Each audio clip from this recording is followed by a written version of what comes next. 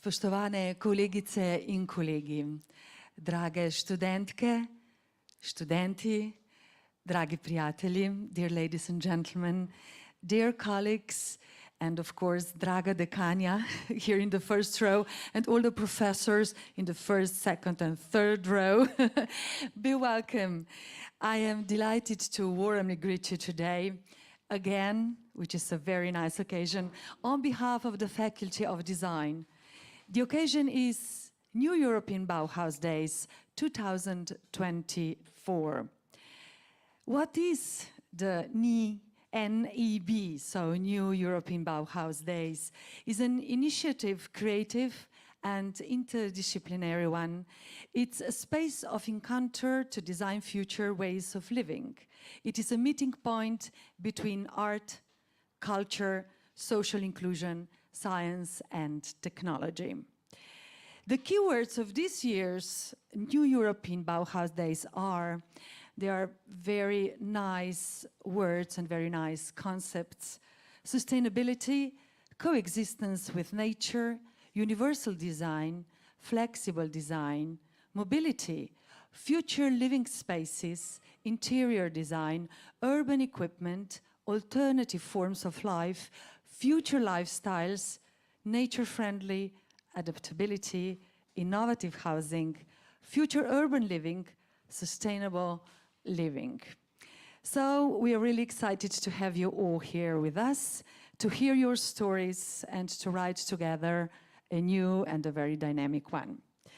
We shall start with, of course, as usual, with opening and honorable speeches. Under umbrella of the main title, how can we in the field of creative industries use humanity-centered design to make a better world? Drage kolegice in kolegi, it is a great pleasure for me to introduce our opening speech today, otvoritveni nagovor današnjega dne, delivered by President of World Design Organization, Mr. Thomas Garvey, PhD. Since Mr. Thomas is ill, this is what we knew today in the morning. Allow me please to read his words by myself. So first I would like to need a big round of applause to do so. And of course this applause goes to the President of World Design Organization, who wrote like this: "Dear students, faculty, colleagues and special guests, congratulations to everyone on this opening of the Urban October New European Bauhaus Days. The program of events is truly exciting and timely and promises to inspire ideas and discussions that will continue to grow along and develop over time. Firstly, I would like to extend my heartfelt thanks to my dear colleague and friend, Professor Nada Maticic, for the generous invitation. You continue to inspire us with your vision and leadership. I would also like to thank the head of the Department for International Affairs, Science and Research, Jan Kermel, for coordinating my participation. I have appreciated your patience. To everyone, the program of events that is planned is truly exciting, offering a valuable opportunity for everyone to engage with innovative ideas that merge sustainability, design and inclusivity. I have no doubt that the discussions and insights shared during the event will spark creativity and inspire meaningful collaborations that will continue to involve and influence the many fields of design being explored. Your commitment to fostering an environment where creative minds can come together to explore the future of sustainable living and community development is both admirable and vital. I can assure you that we at World Design Organization are interested in the results of the work being done by all the students and educators in the Faculty of Design in collaboration with so many talented guest professionals, and we will continue to look forward to a future opportunity to collaborate. thank you again for the invitation. Wishing you all the best for an inspiring and successful event. Thomas Garvey, President, World Design Organization. Thank you so very much, Thomas.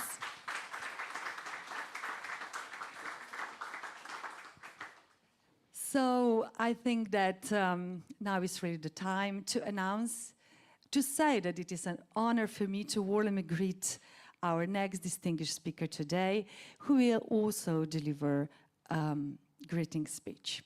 Acting Dean of Faculty of Design, Profesor Nada Rožmanec-Matičič, be welcome, bodite dobrodošli kot vselej in velik aplavz za našo dekanjo, prosim.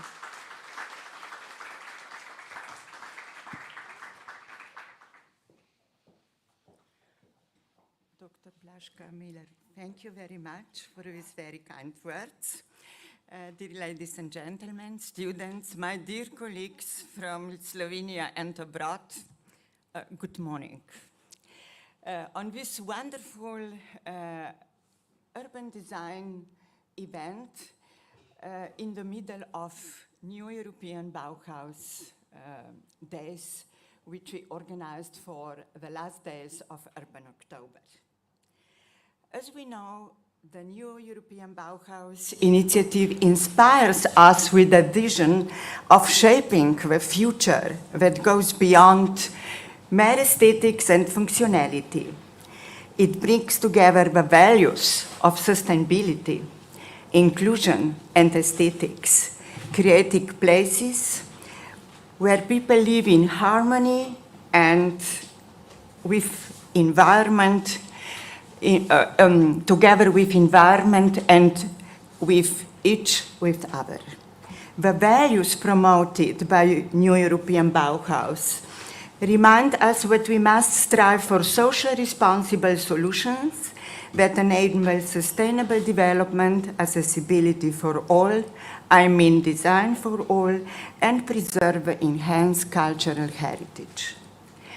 Today, design talks, too, will be happened, focuses on the question, on the heart of this initiative.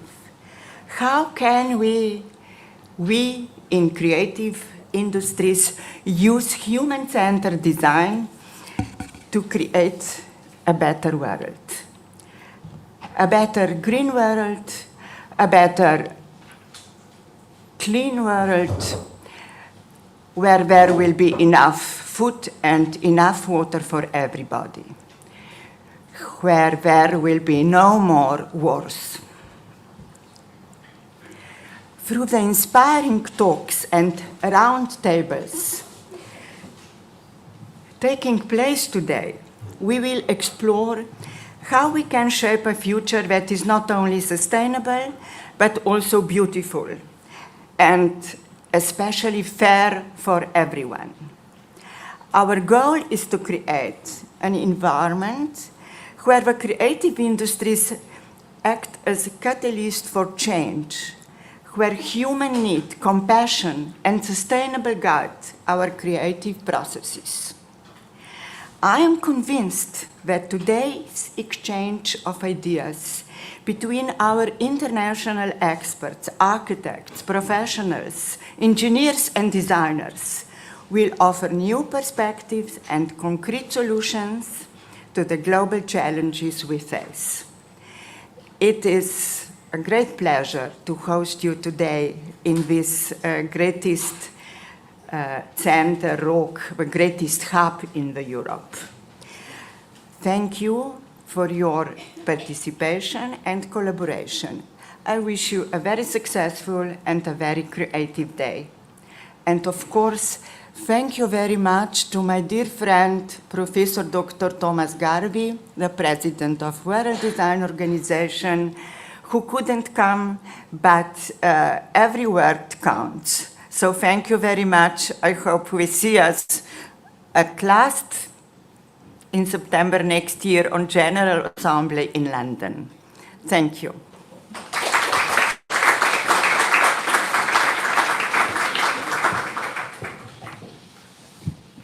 Hvala lepa, Dekanja. Thank you so very much. Yes, that was a really beautiful thought. Every word counts. And now we shall hear some more words delivered by Professor Hina Ali, PhD, London College of Communication, who is with us, I guess, online. I can see her. Hello. Be welcome. And of course, we are expecting your words. A big round of applause to say hello.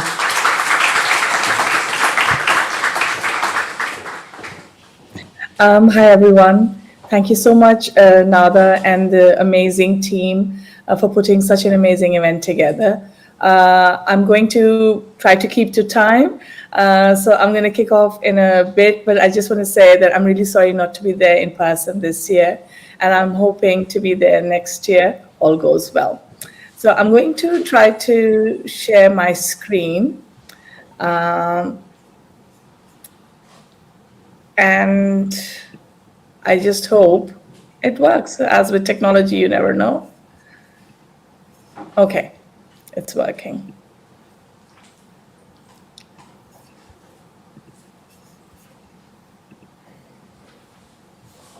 Okay, so just before we kick off, I just want to give you a little bit of background for this specific topic that we are very passionate about now these days. I've been working in the field of human-centered design for the last 10 years now, using participatorial design practices. We work with governments, we work with local councils, I work globally in the Global South as well. But over the period of all the projects that I've done and all the discoveries, I've just kind of formed my talk around that a little bit. That what is human-centered design and how human-centered design connects to other entities around the world. So how can we further expand it to maximum impact?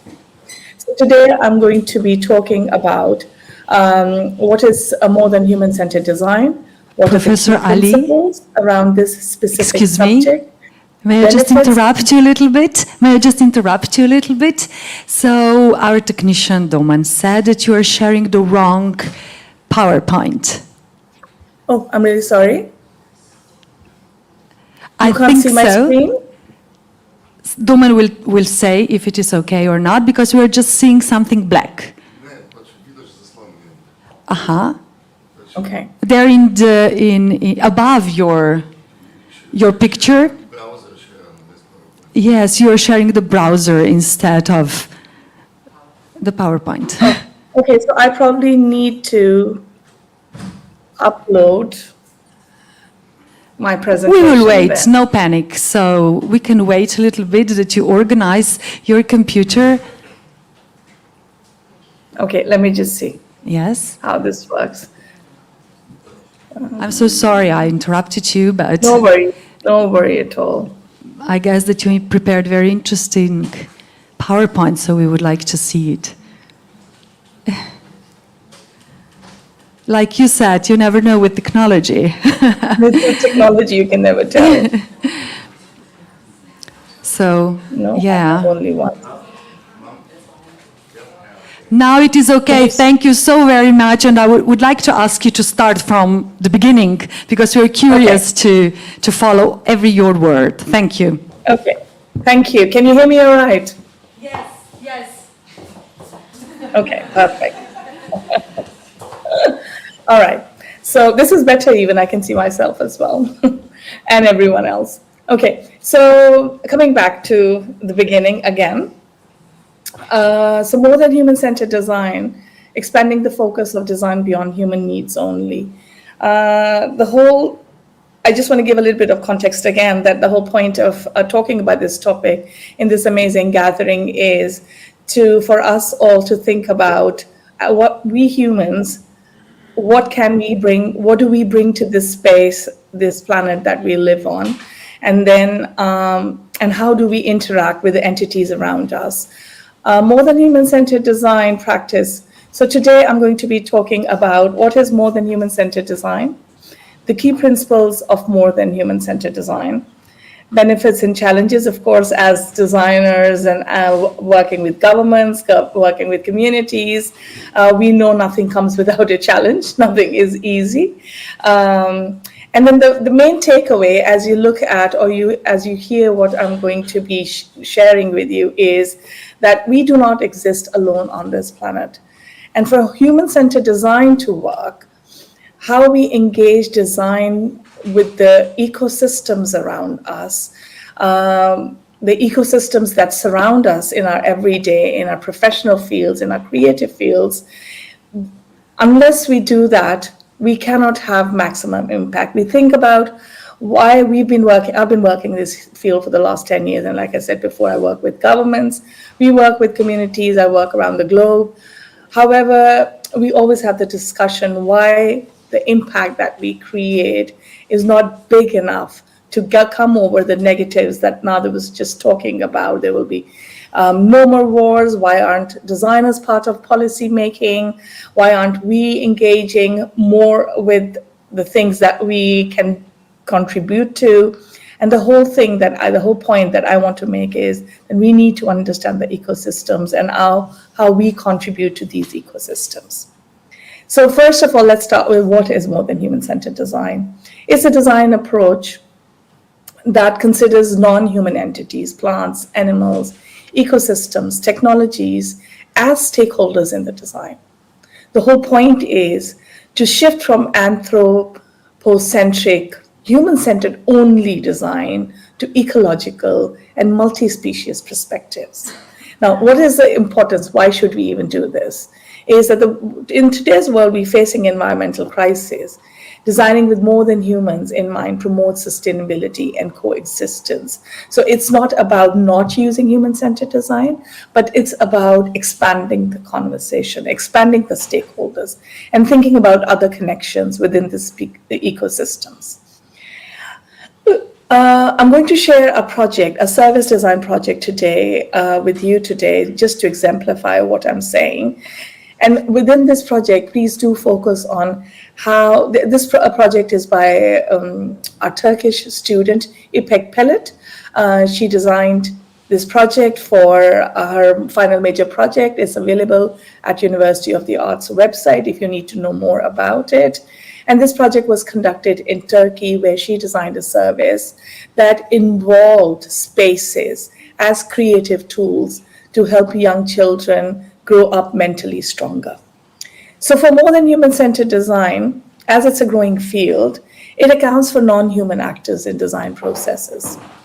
And also the systems of mutual interdependence between organisms impacts human-centered design, and this cannot be ignored anymore if we want holistic change, because that's what we're always aiming for. When you look at this project, please do try to observe and see or think about your own practices, whether you're a designer, whether you're a policymaker, whether you're a leader, that how can we engage more with our ecosystems to maximize the impact that we're trying to do. So the key principles of more than human-centered design are: we decenter the human. Human is important, but not the most important thing. And as we are part of an interconnected ecosystem, we are not the sole focus of design. Also recognizing non-human agency. Plants, animals, and technologies have unique roles and influences, and it's all interconnected. Ethical considerations, respect for non-human life forms, natural ecosystems, and design participants. Sustainability and resilience, designing for the long-term survival and well-being of all living and non-living entities. So the project that I'm going to be talking about is about how the environment we use to support mental health services and create a huge impact in Turkey for young children. The question that this service asked was, how might we facilitate children's engagement with nature and foster behavioral shifts toward nature in urban environments to help reduce the risk of developing mental health issues in adulthood? So this was thinking not only about short-term impact, but also long-term impact in the future. The service actually used the spaces around young people in Turkey to understand what is the context of the project, how can these urban spaces contribute not only negatively, because they already do, children all the time on the phones, on technologies, do not go out and play. So how can we use these spaces to inspire ideas and services that can help children engage more with nature and become closer to nature without going out of their way? How can we make it easier for parents, for schools, for teachers to do this? The service ended up working with schools, working with local nurseries, and also with the government and the policymakers, and designed actual objects that the children actually used to understand the nature around them. And this is kind of thinking about anxiety at a young age, but also thinking about how can we develop citizens who are more nature-centric, who are more climate-centered, who also think about the ecologies and the ethics of environment around us. So this is kind of creating micro impact and also at the same time macro impact. The service ended up collaborating with various stakeholders, which include for schools in Turkey, it included product designers creating these blocks. It included environmentalists providing natural material, recyclable material, and also a material that can be grown again, that can be regenerated. And the service facilitator was by the government. It was the Department of Education in Turkey that provided the service, helped develop this service, and now they're using the service, prototyping and testing this service with schools in Turkey. So the whole point of kind of introducing this subject is to open up the conversation, is for us all to think together within our own professions. We don't necessarily have to be a designer. We don't have to be a service designer, a design innovator only, even though I know right now from my past experience, this hall is full of creative talent. So it would be great for you all to think about this as well, but also for leadership, thought leaders, for policymakers, for community connectors, that how can we think about this interconnectedness and how can we leverage this to develop design that's more holistic? Because there are benefits and challenges in everything. With this approach, we have environmental sustainability. As designs can benefit all the ecosystem to mitigate climate change, we have ethical responsibility because we talk about inclusion, we talk about equality, diversity, and inclusion. And this approach kind of takes us into that because thinking about everyone and innovation, new ideas, spaces, inspiration. When we were younger in undergrad, our teachers would take us out in the street for sketching, for drawing. Why? Because it's an inspiration for innovation. But there are huge challenges as well. As always, these complex problems bring complexity with them. It is difficult to address the needs of multiple species and ecosystems simultaneously. How do we quantify? How do we measure impact? And then again, a cultural shift that requires a fundamental change in how we view design and its stakeholders. I'm going to leave you with this thought and these questions. If you have any questions about this, about the kind of work I do, please do get in touch with me on email or via another, and I'm happy to answer any questions through the panel. Thank you. Thank you so much. Bye-bye. Thank you so very much for your words. I would like to stress your very important thought, your principle of everything. We have to understand the ecosystems, and nothing is easy, but together we can manage all the challenges. So thank you again. Hvala lipa še enkrat. And now, dear colleagues, ladies and gentlemen, I would like to announce another presentation, which will be delivered by Rosina Spinoy, Belgium Design Council, Brussels. So we are going to, and here is Rosina. Hello. It's a pity that you're not with us here in Ljubljana, but it is nice seeing you from online from Brussels. Hello. Hi there, everybody. It's a pleasure to be here today, and indeed apologies for not being able to be with you in person, and hope that the days so far have been going very well, and of course it's a pleasure to be here today and to present to you all. So on that note, I will start with this presentation on human and life-centered design. Very similar indeed, the approach that, of course, Dr. Henna was talking about, that indeed we need to think beyond the human-centered design. So indeed, it's about the power, I believe, that designers have in really crafting a better world. And as we'd, of course, heard earlier on, in our increasingly sort of complex world, of course, I do believe that the creative industries and designers hold the key to addressing the global challenges by fostering these innovative solutions that integrate sustainability, that also have inclusion and adaptability.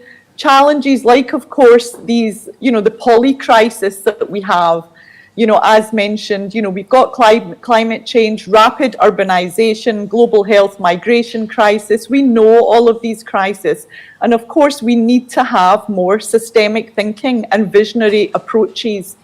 Designers and creatives, for instance, really can play a crucial role in combating climate change through sustainable practices in fashion, product design, such as waste reduction and the circular economies.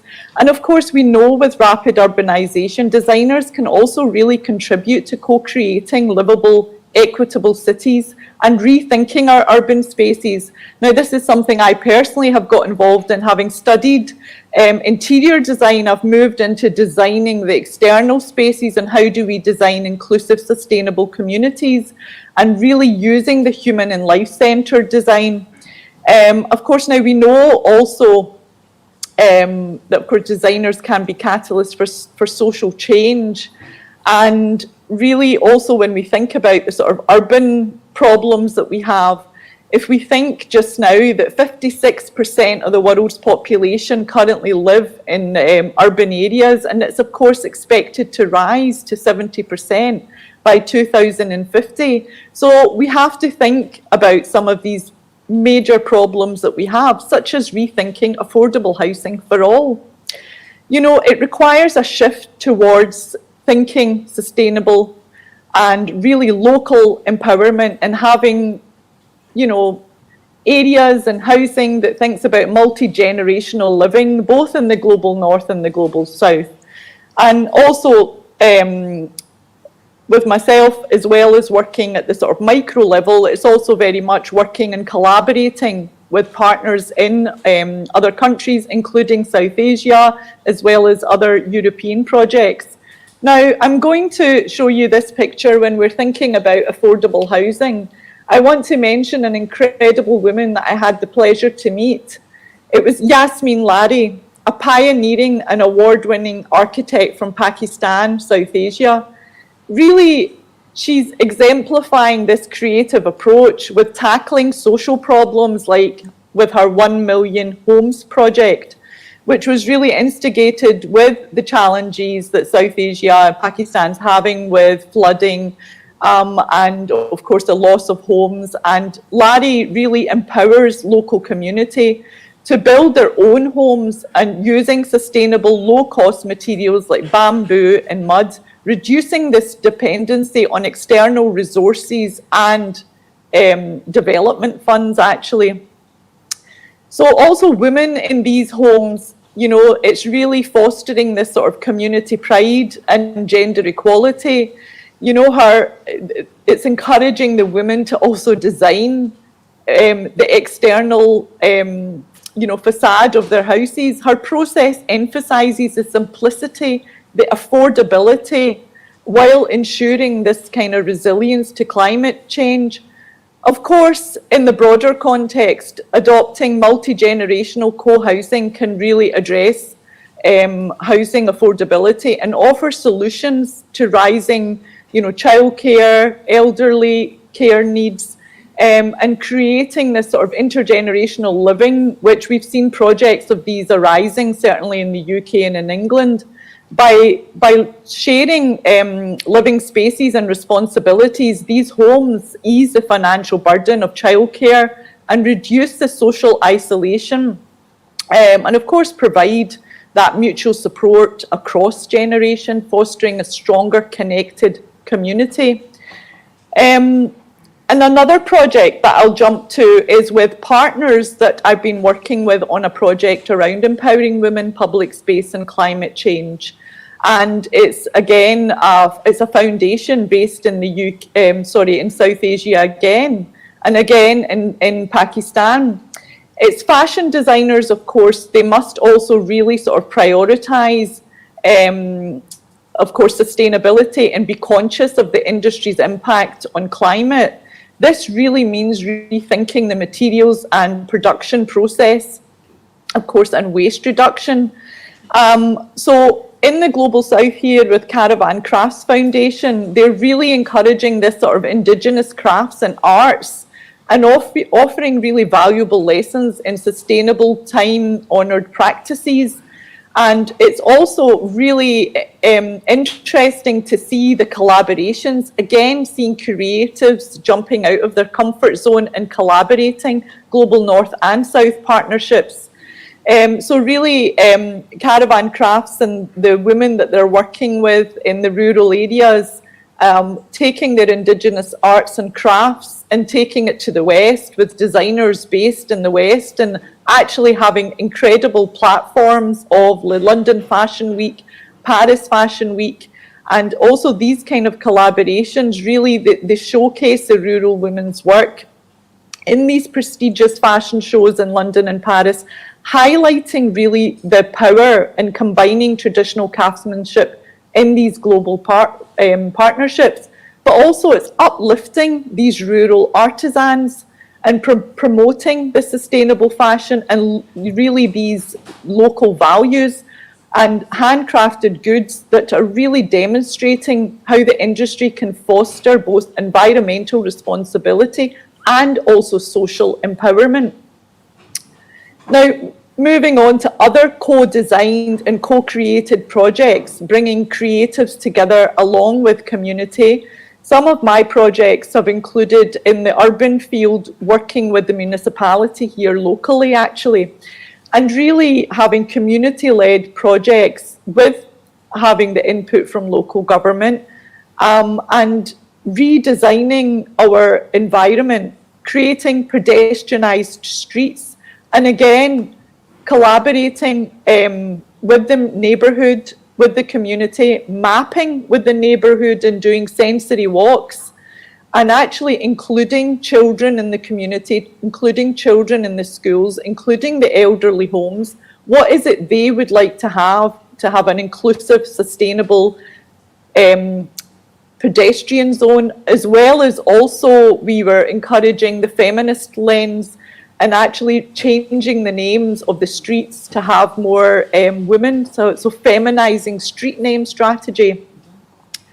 Again, another project that was indeed mapping with the neighbourhood community was going deeper and delving deeper into the sensory walk in an area, looking at how much greenery is in the area, looking at how does the area smell, feel, how does it differ from an area, you know, that an adjoining municipality that may be slightly more affluent. And really it's emphasizing this co-design aspect that of course is also very much the values of the NEB, seeing as it's also the NEB days. And of course, with being one of the partners of the new European Bauhaus as well, we really emphasized, for example, this need of co-design. In fact, one of the first projects I shared with the NEB was this one on inclusive education with analog to digital, and it was also bringing back the inherent aspect of play and creativity into school, but the inclusive aspect being also doing this together with a school for children with disabilities, and also bringing in, of course, the digital aspects and allowing these children to be exposed to 3D printing, AI, also virtual reality, something that they had never done. They may be playing on their games and in Minecraft, but things like 3D printing they had never done. So this again shows the power of co-design and the power of creativity in bringing designers together. Of course, this also isn't just at grassroots level. We've also been involved with, for example, hackathons and bringing different diverse creatives, students, academics together. For example, the UN World Food Programme did an event here in 2018 in Brussels, where again it was looking at creative ideas for disaster relief and thinking how could we bring food closer to the children that need it during disasters. So indeed there also creative thinking and co-design is needed, and we need to be having the cross-sector collaboration. We really need to identify who are the stakeholders, how can we facilitate that dialogue and bring that all-important trust into the communities. It requires really co-design to be sort of integrated within this design process and really look at implementing the solutions and bringing a diverse range of people being into this co-design project and giving a voice to those that are also vulnerable, of course. And also another aspect to think of is about envisioning future scenarios, looking at foresight. How do we really identify these trends? How can designers analyze what's happening and what's emerging? And also with scenario planning and role play and developing strategies around that. And again, this is something that government is also doing more and more when it comes to policy design, bringing in community. And this is where the value of designers and creatives is really needed. So of course, looking ahead with futures thinking, we need to be enabling designers and creative industries to anticipate these trends, address these emerging global issues. So as designers, you really can be catalysts for societal change. And as I mentioned with myself and my career path, from studying interior design and working in that to then working in really trying to be a part of the change and co-design projects with many others. So thank you for listening.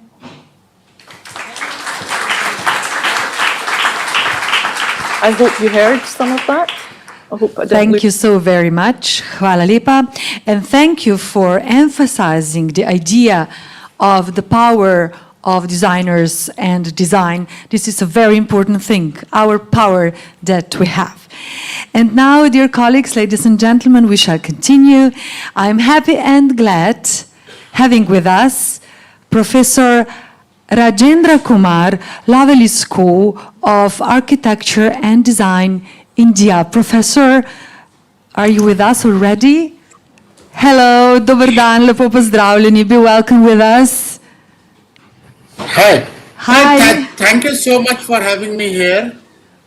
Actually, I have another presentation in the next session, so that's why I am not doing any kind of a PowerPoint presentation in this session.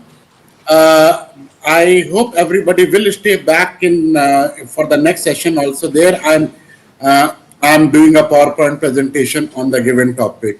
I had an honor of meeting Professor Nata, Mr. Jan, and everybody a few weeks back in Slovenia. But in this, since it's an opening session, I would like to set up some point about my observation about the presentation, what our previous speaker has said before. Well, I mean, it's a globally connected city. I mean, now I was like, just last week I was in Europe, and today I'm in Delhi, and then next week again I'm gonna be in Saudi Arabia. So it's a time of a global connect, and I believe that this COVID has really taught us for connecting us globally with all the cities. So first of all, I would really like to congratulate Professor Nada and her team for hosting such kind of initiative of connecting global expert and sharing their own example. I come from India, which is the largest population on the earth. I mean, we share almost 1/6 of the whole population on the earth. So the scenario of what happened in other part of the world, like a less populated countries like Norway, Sweden, Finland, for that matter, even Slovenia also. So there are a lot of learning which we can do it from our peers and the global cities. I have been to Ljubljana a couple of times, and Ljubljana is one of the most beautiful city I have ever seen during my global travel in the last more than 20 years. So that's the one point I would really put emphasis is about, connecting with the global cities and global experts. And here the technology is really helping us.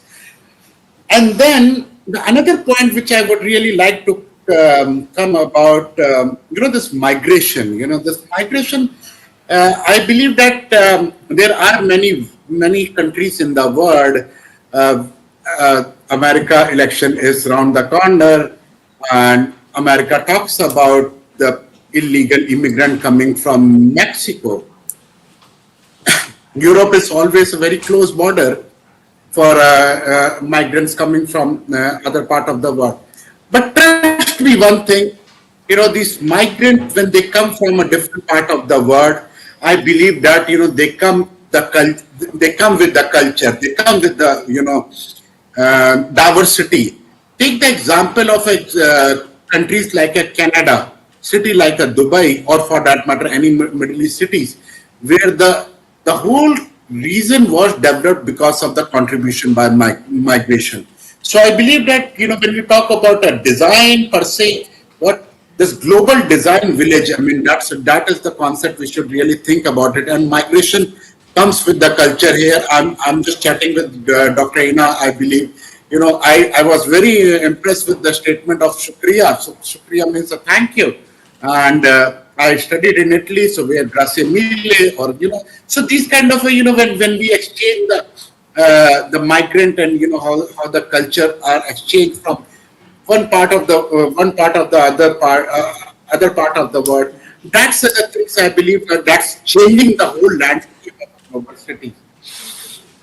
And the other last point which I really want to say, I have been interacting with many global leaders from across the world, and I have a special observation about it.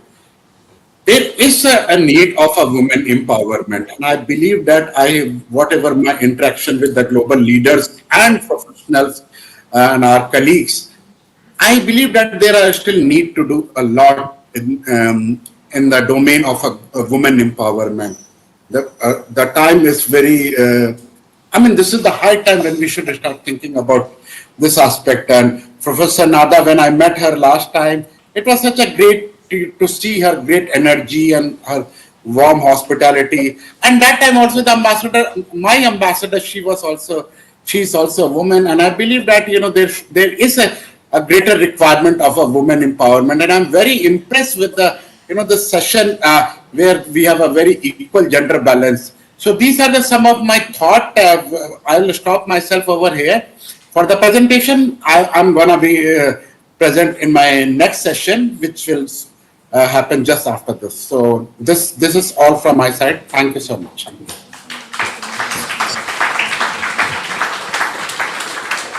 Hvala lepa. Thank you, Professor. And now, dragi prijatelji, drage prijateljice, we are about to begin with our design talk. The design talk on the topic, how can we in the field of creative industries use humanity-centered design to make a better world? Yes, this is a big question, to make a better world. Let's see what our hosts will say and done. And the hosts of the first design talk are Professor Nada Rozmanes-Maticic and senior lecturer Tjaša Čakš, who are here, and I welcome you here on the stage. And I will say you like this, the floor is yours. Thank you, Blanca. Izvolite.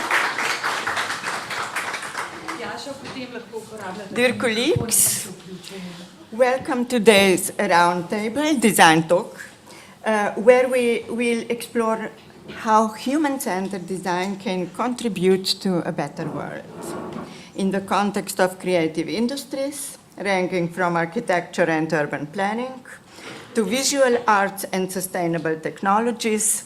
And our goal is to shape the human experience in the way that respects our shared environment, cultural heritage, and social values.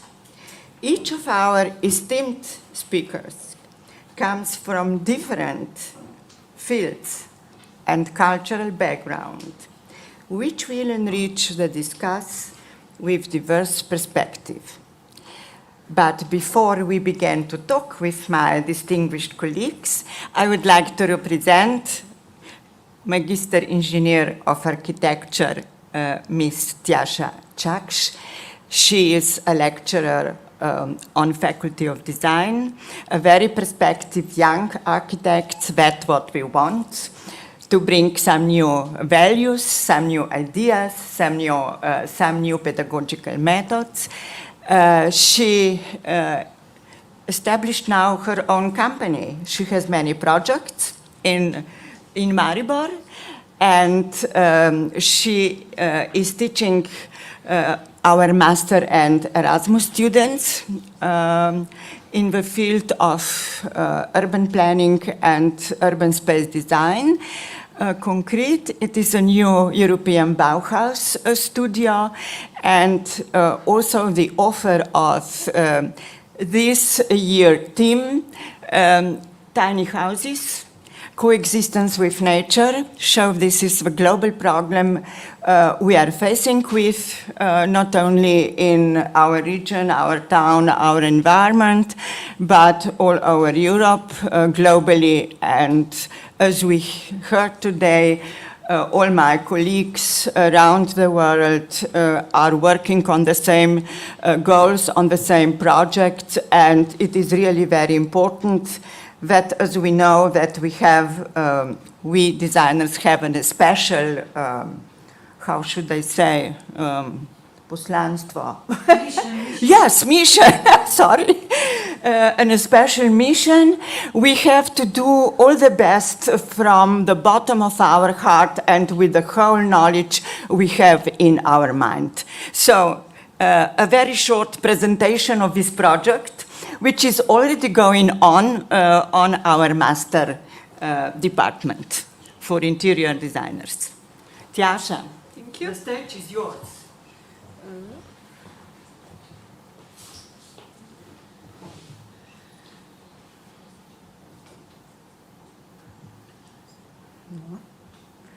So hello also from my side. I'm Tjasa, as Nada mentioned. For the third year in a row, I'm part of subject European Bauhaus. Okay, thank you, Domen. Where students design their project with sustainable principles. This year, students will design sustainable village of tiny houses with urban equipment at Ljubljana Marsh. So, Ljubljana Marsh is located south of Ljubljana, the capital of Slovenia, and it is the largest marsh in Slovenia. The major part of it has been protected as landscape park. Students know that, and they're also aware of strict building rules here. So I hope they will take also this into account and maybe find a degraded place where they will place their settlement in. Initially, they were given a task to analyze the area from a historical and cultural, natural perspective. The Ljubljana Marsh is known for its rich archaeological heritage, especially from remains of pile-dwelling settlements from prehistoric times. One key question also that arises here is for the students, how will modern marsh people live?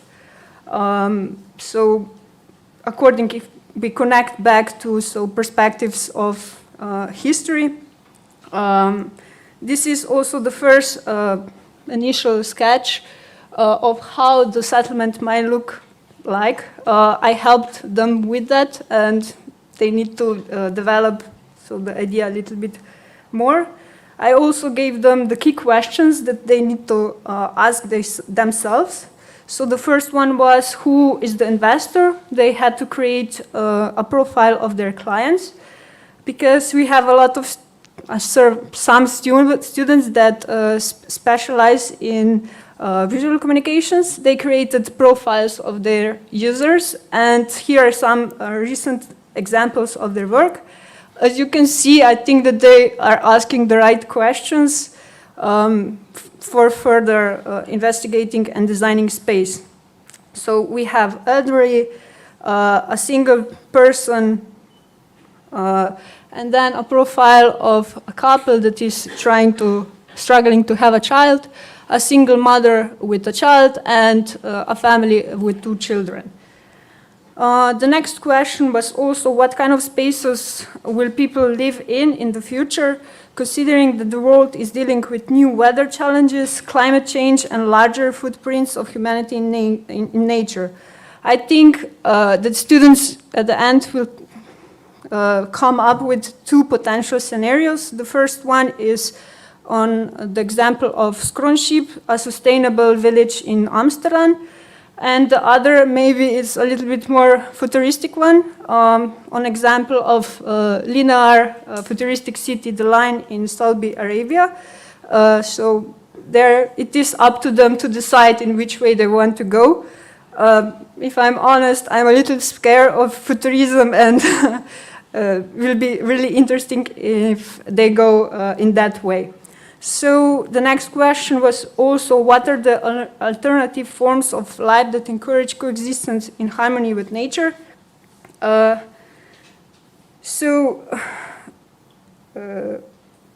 With personal income decreasing, many people can often no longer afford a home of their own, which is likely to lead to more room sharing and rental options for housing.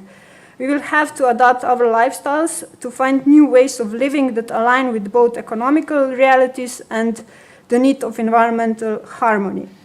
The final relevant question, which opens up possibilities for futurism, is how will people live in 20 to 50 years? If we strive to be environmental conscious and to take into account that all natural resources are limited, we must also, as space designers, realize that the spaces we are designing are limited. In recent years, we encounter various changes from climatic to social, and tiny house as a case study is an excellent example of optimal usage of space that can be adapted to different usage scenarios. In photograph, we see one of many tiny house examples. That's a mountain bivouac created by Slovenian architect Miha Kaiser. The examples demonstrate that a tiny house is not only an optimal living solution, but also a representation of various forms of shelter for people.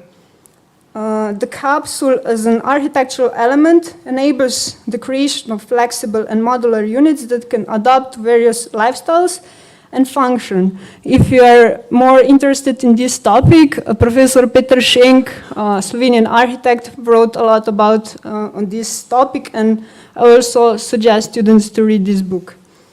But if we go in real life, there are some examples of capsule tower that include Nakagin capsule tower created in the 70s that was sadly demolished in year 2022. And on the left, as we all probably know, a modular kiosk created by Slovenian architect Saša Metrich.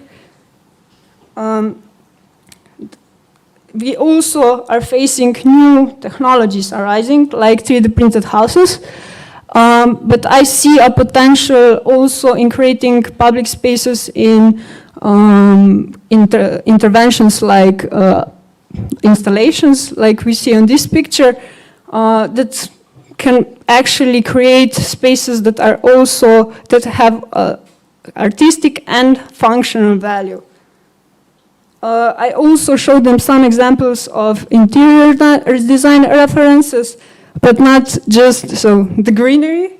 I was really impressed by innovative usage of materials in furniture design and so on. So on the first example, we see a piece of furniture created by Leonard Piano and Pia Pekol, Predmet from Hempcrete.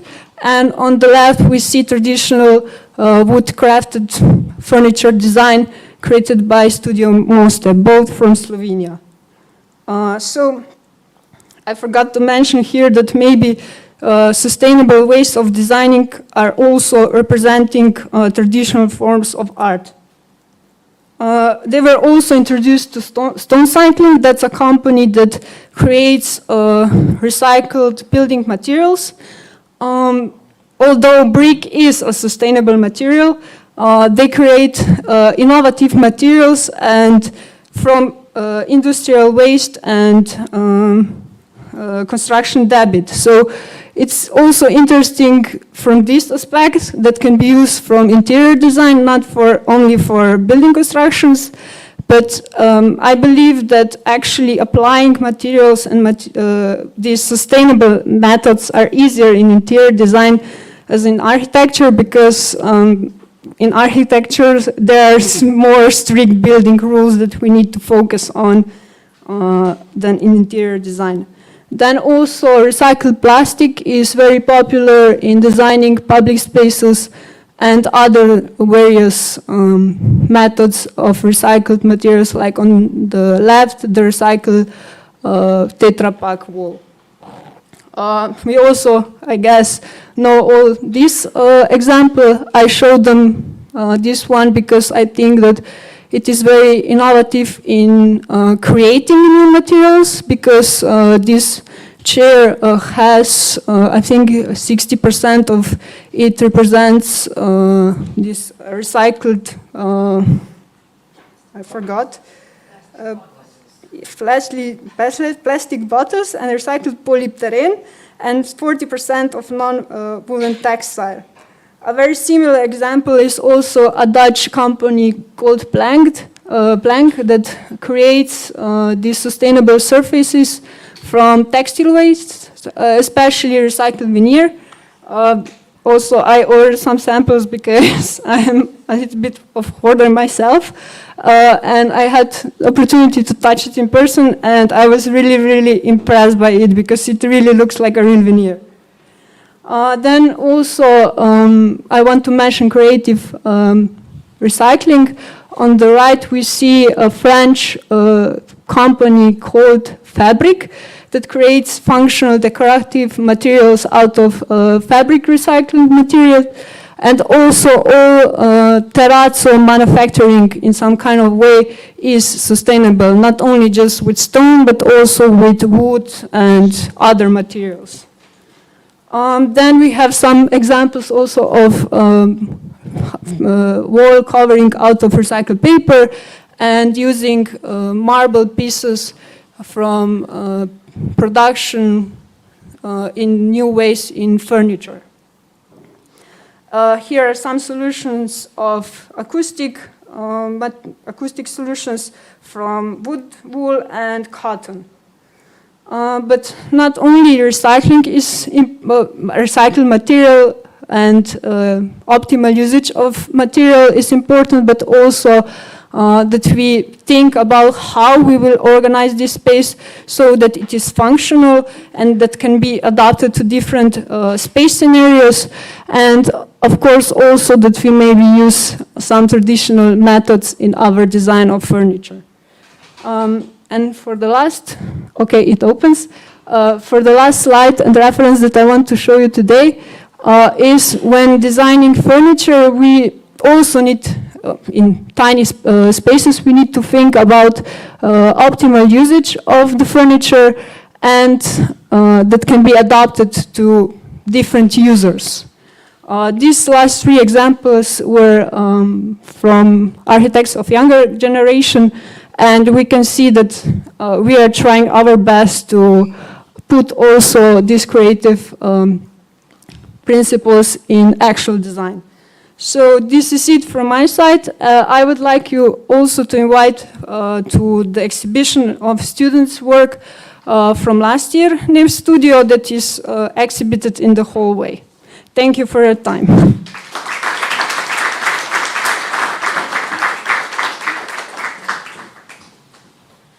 Tjasa, thank you very much for a wonderful presentation. I'm so happy.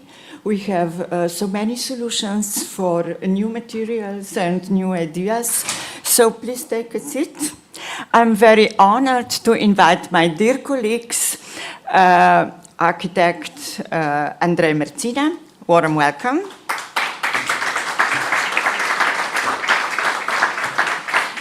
Jani Demšar from Geodetic Institute Ljubljana, and of course also from our Faculty of Design. Warm welcome.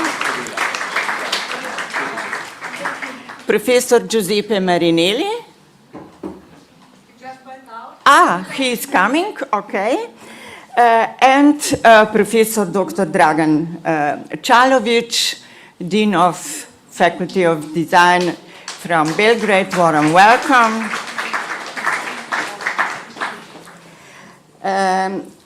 I'm really very happy, and this discussion will be today really very short because we have so many different approaches. I also see now online our colleagues from New Delhi, from school, from lovely school from India. Warm welcome. Do we hear us? Yes, thank you very much. And I would like to begin with my colleague, an architect, Mr. Andrej Mercina. Your architectural opus is incredibly rich, encompassing private homes, office interiors, hotels, establishments, shops, urban planning projects, even a prison and a mosque. It's an unbelievable combination, but I read this in your CV, very interesting. Kindergarten and many international projects worldwide. As the founder of architectural firm Tria, with offices in Ljubljana, Munich, and Dubai, you operate in 3 different markets and cultural contexts.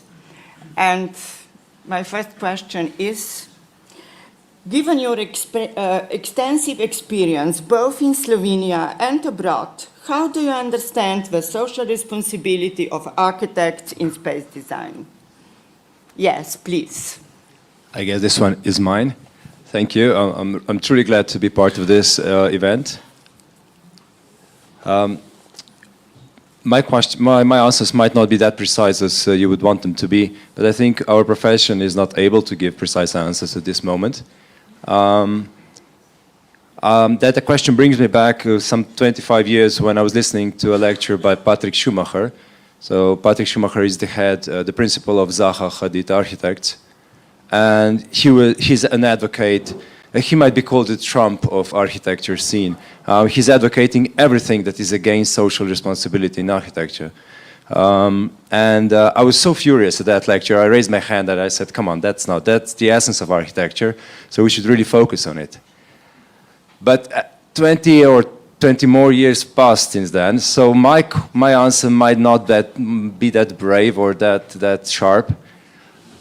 Because I believe our profession is struggling to accept that we are not at the center of gravity anymore. We lost our powers, we lost our credibility. I think the main... So my answers will be for the debate's sake. Please, it's not the truth, it's the debate's sake, okay? Thank you for doing this, because that's the purpose of it. But it's true, we are on the periphery, we're on the perimeter, we're not in the center anymore. Because 20th century was all about space and architecture and improving life conditions and the quality of life. And the big movements were happening there. But today, the big leaps, the big changes are happening in whatever you call it, computer-based intelligence, or you know, the big discoveries are made in neuroscience, but not in architecture. If I look in reality, and I often read the explanations why certain awards are given to the architects, and I think, come on, this award should be given to the developer, not the architect. Because the fundamental decisions about our projects are done by developers, or however you call them, the clients, whatever, not by us. We are, and yes, I will dare. but I apologize up front. We are merely entertainers today. We are doing the makeup, we're doing the nice packaging, not anything else. And you could say that entertainment is act of social responsibility. I would agree, but that's not what you meant, I guess. So we have this very limited space, and I believe, yes, it's worth fighting for it. But social responsibility is very, very hard to sell. Also, sustainability is very hard to sell. I mean, that's reality. We've been talking about this for decades, and nothing's really happening, to be honest. So I'm not pessimistic at all, as you will see at the end. But I will give one example. It maybe it's oversimplified, but decades ago, I was following a Norwegian car manufacturer. The young guys collected, and they made a fantastic car, a concept that used recycled material that was very light, tiny, of course, fully electrical. And I was so enthusiastic about it. And then I take Tesla. And I look at that concept, which for me has got nothing to do with sustainability, to be honest. And I think they uncovered the real nature when they launched the Cybertruck, you know, the latest model, the stupid X-large, huge, it's like a small bus. And the movie they shot for that car was like, the car is driving in the pristine nature over the beautiful rivers, and it's full speed. It's like, so it's destroying everything. And that's their clip. That's their advertising. I mean, come on. But who is successful? Tesla is one of the most successful companies in the world, and those guys are bankrupt for years. So it's really, really hard to sell that. But I'm optimistic. I'm crazy about optimism. It's all about optimism. So there is bright light, maybe. I read a news, and this is my last part. Something like 14 days ago, the Royal Academy Architecture Award for this year was given to Chris Ballister Parrots. And I was like, who the hell is that? And I think like 99.99% of people that read that article was like, who's that? And that's people who know something about architecture. Because she's not an architect. So she's an economist that worked and created a huge team of professionals, and they created social housing. They were conceiving and building social housing for many years in Balearic Islands. And I saw those photos, and I was like amazed. It's so beautiful. And then I realized that it was done by different architects. So the award for architecture was not given to an architect. So the point of it is that the real shift and the focus should be in the backstage, not in the design. We should not be talking about design. We should be talking about how things are done and how we can penetrate to the market or society. And then the design is just a consequence. So that's what they were awarded for. Because they had one more thing, they had consistency. We often see projects that are so beautiful, but it's just one thing. We were part of so many European backup projects, just one project, and then it's done. It's forgotten. And that's nothing. There's no real impact. So they did it, and they have a fantastic oeuvre of I don't know how many projects. And I think that's the future. Thank you, Andrei. But so little space, if everybody has such a space. Yes. We have a whole global planet at the disposal. It's worth, definitely.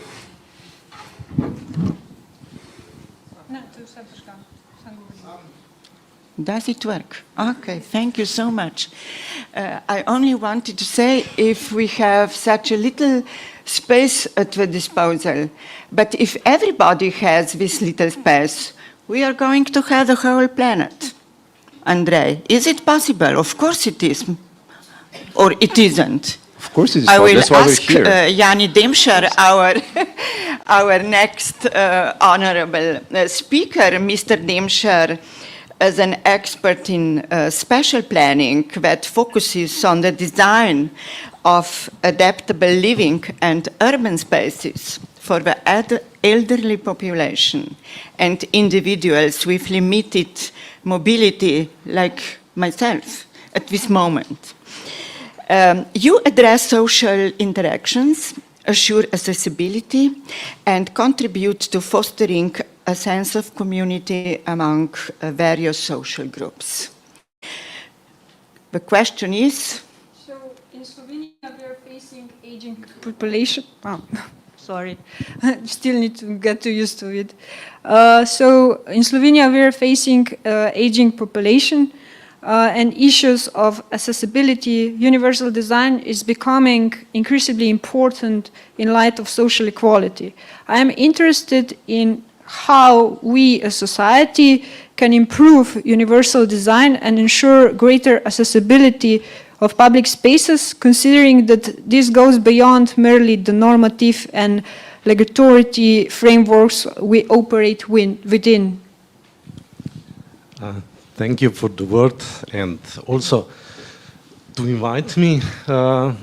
Yes, my field of work is working with different disability people, or may I say, vulnerable groups. Yes, we saw on the last presentation that the focus must be on us, on people, especially on urban planning, not on cars.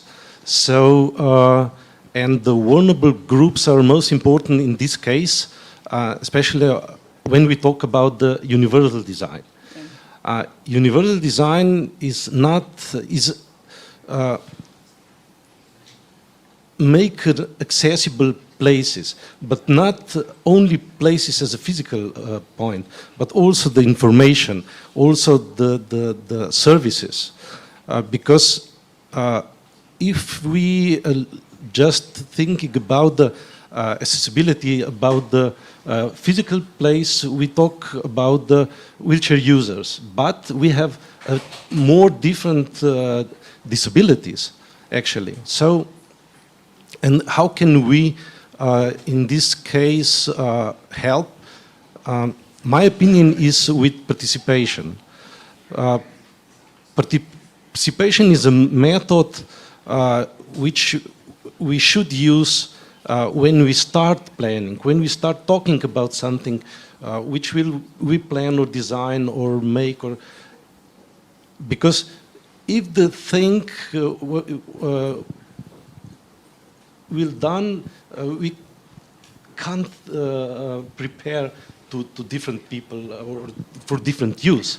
So, thanks God, we have so many furniture, a new innovation on our faculty, yes. And especially our professor, Dr. Jasna Hrovetin. She is a great specialist in this special planning, special projects, and of course innovation approaches. Mm-hmm. Thank you very much, this case, Jenny. maybe just one thing more. In this case, is very important also, yes, the street furniture. Because street furniture make places or streets layout accessible. Yeah, for better life. For better life, for everybody. Yes, thank you. So thank you so much. Warm welcome, Professor Dr. Dragan Čalović. You are a full professor and Dean of Faculty of Contemporary Art in Belgrade. You are the specialist in the field of art and design, especially theory of new media, special theories, Japanese art. I'm only looking, of course. Engaging daily with various fields of art. As an expert in this area, you recognize that art has a profound impact on society, as it reflects cultural values, promotes critical thinking, and this is very important thing nowadays, because for every project we have to discuss and research about art and design values, and of course research another parameters when we are have some special goal in front of us, in front of every project. So how do you prepare your students in this way of thinking, design thinking? Of course, we are going to hear something more about design thinking a little bit later. Please, Professor. Thank you, Nada. Our understanding of art changes over time. So relying on postmodern theories, most likely we will not consider art as some separate field of human activity, completely independent, but connected to culture, to social practice, to science, technology, etc. And it doesn't mean that we should develop some agenda for artists. Of course, we learn from history why we shouldn't do that. But we can learn how to appreciate art, and art can provoke discussion. Art can bring some new visions. We can learn how to communicate. We can learn how to develop communities and to develop our sense of community. But what is also very important, we can use art to reinvent and rethink our understanding of development. For example, when you talk to other people, vast majority of them will tell you that they don't have enough time, they are always in some rush. But if we don't have enough time, that means that we lost our lives somewhere in a process, because life is actually time we spend on this earth. So that's why I think that we can use art to redevelop and rethink our development and to change our world, not to consume and to produce more and more, but to be happier. Thank you. Thank you so much. We need time, you said. Yes. Yeah, we should have another design apartment to research that. Thank you so much. So if we continue, Mr. Marinelli is rewarded architect and artist who operates in and exhibits at an international level. Through your work and teachings, you recreate unique sensory experiences in urban environment, distinguished by your ability to connect art and architecture. This scenery not only enriches public spaces, but also positively influences the quality of life within communities. Given your extensive experience in integrating various artistic disciplines, how do you perceive the role of spatial interventions in shaping sensory experience in urban environments? Okay. Hello. It's okay. First of all, let me say thank you, Nada, to invite me to be here, because I have to say that I love Ljubljana, the city that I feel, especially feel in my body, in my sound. First of all, I have to say that I will start with the aphorism. They say, when the engine change, the travel change. And across the turn of the last century, the paradigm of the society has changed, passing by the complicated society to the complex society. Something complex is something with the effect is the fruit of several causes, each other structural causes. The big example in front of us every day in the media and the newspaper, the immigration, no? The cause for the immigration is several. Everyone is dramatic, it's truly important. And you can't solve one without damaging another. That's very It's complex. And in this meaning, for example, it's enough to read the numbers of demography to understand what would be the future. We can talk as well, but in the midst of this century, Europe will have less 30, 40 million inhabitants less. Africa will have 500 million inhabitants more. This say you something? This suggests something? Okay, but coming to us, I think I will ask to join myself for 1 second to the speech before. That I think the first responsibility for a project, someone project, men or women, say, is to have the care to have the correct reading of the reality. Because the reality is not a garden or kindergarten. The reality is something complex and very hard, especially now, which we have 2 wars. At 1 hour of fly from here, we have several wars, and this is not is able to change the scenario. For example, the Ukraine wars, the Ukraine response to the Russia invasion, and get a different look about energy immediately. Donc, the things that we had not a dream about this. The reality is complex. Then the first, I say for the students, for the teacher, for my colleague too, the first responsibility is to have a correct reading of the reality.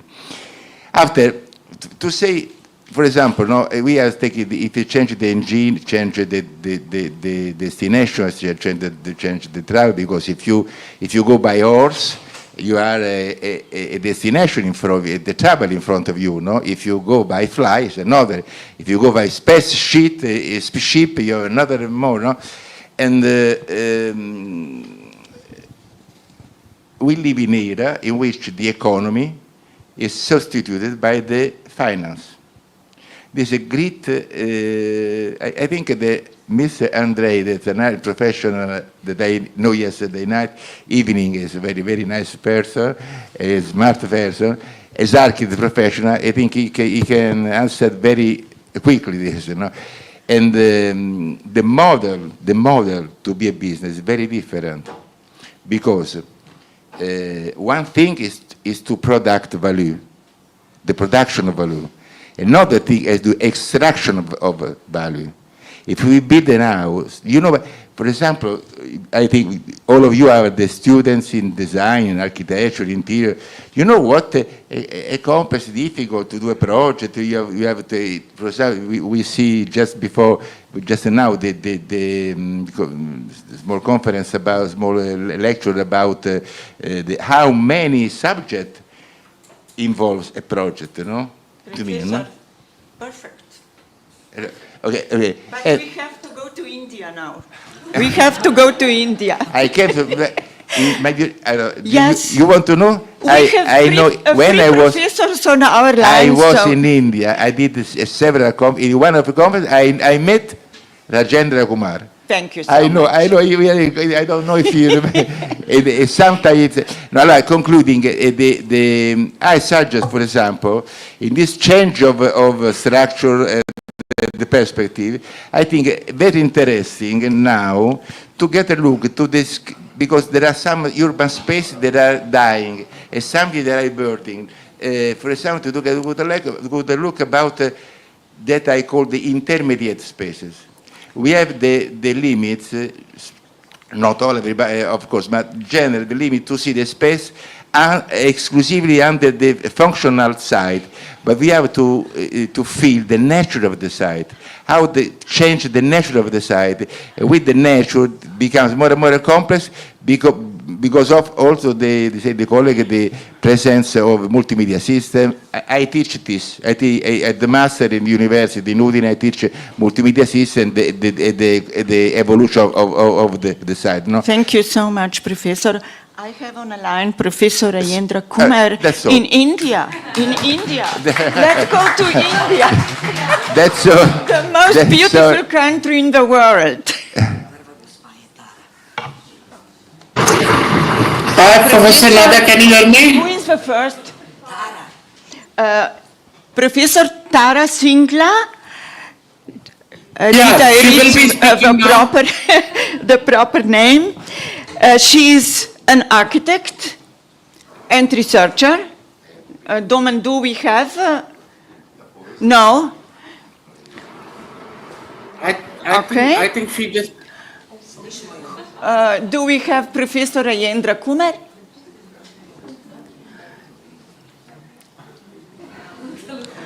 Okay, Professor. Professor Kumar, do we have him? I think now Professor Tara is going to have the next presentation. A very nice greetings to India, all three professors. I would like to mention and thank you very much that you are willing to join us on this design talk today in Center Rock. And thank you again, Professor Rajendra Kumar, because you came to us on our faculty on our first event during World Habitat Days. I would only like to mention that Professor is an expert with extensive knowledge in the field of architecture and urban design. You focus on addressing the challenges of urbanism in India. I'm really very much interested because I have been there and I admire all your problems in India. How can human-centered design in India contribute to addressing specific challenges such as urbanism, preservation of cultural heritage, and access to basic living conditions? Please, a very short answers if possible. Thank you so much, Professor. What's going on? Domen, do we have anybody? No? Yeah, can you hear me? Should I repeat the question, Professor? Can you hear me? Professor, how can human-centered design in India contribute to your way of life? Please, a very short answer.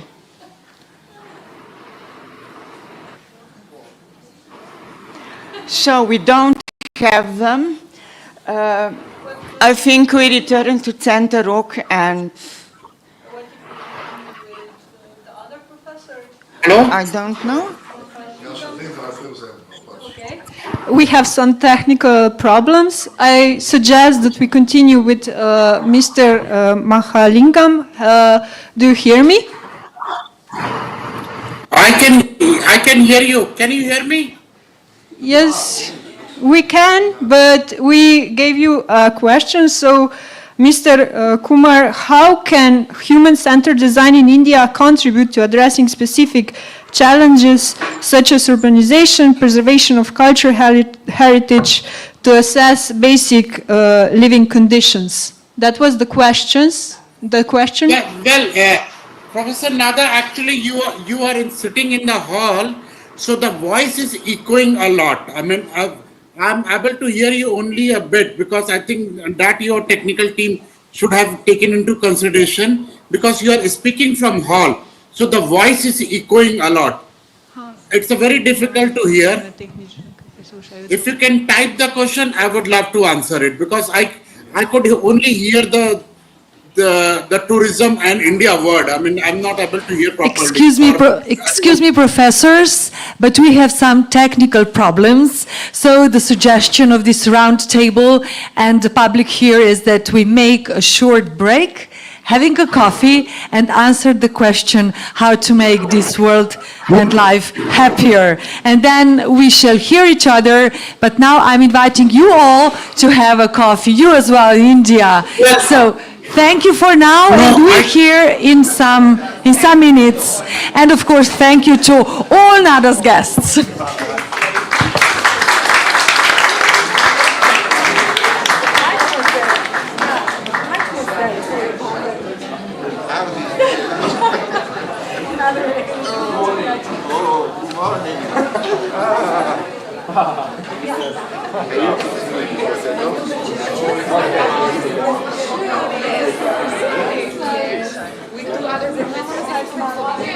Hi, sir. I have to say something. You come to I couldn't work more because I was calculating. We are always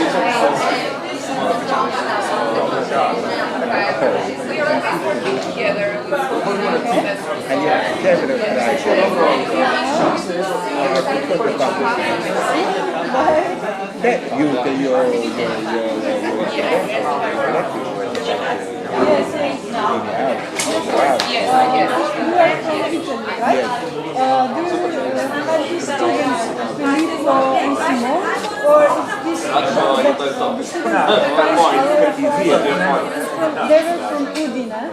Szpegle vzam. I don't know from which school, but last year we had 2 students from Italy.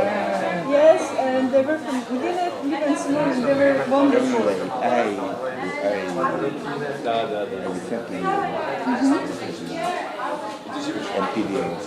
About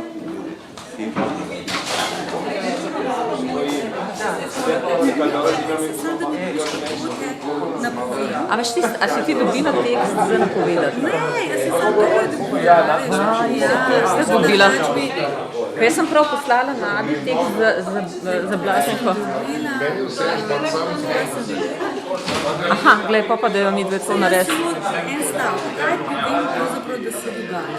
V bistvu tako, jaz imam inauguralno razstavo, ne? I shall invite you all, da kar pišem, kaj ne naredim, to assist.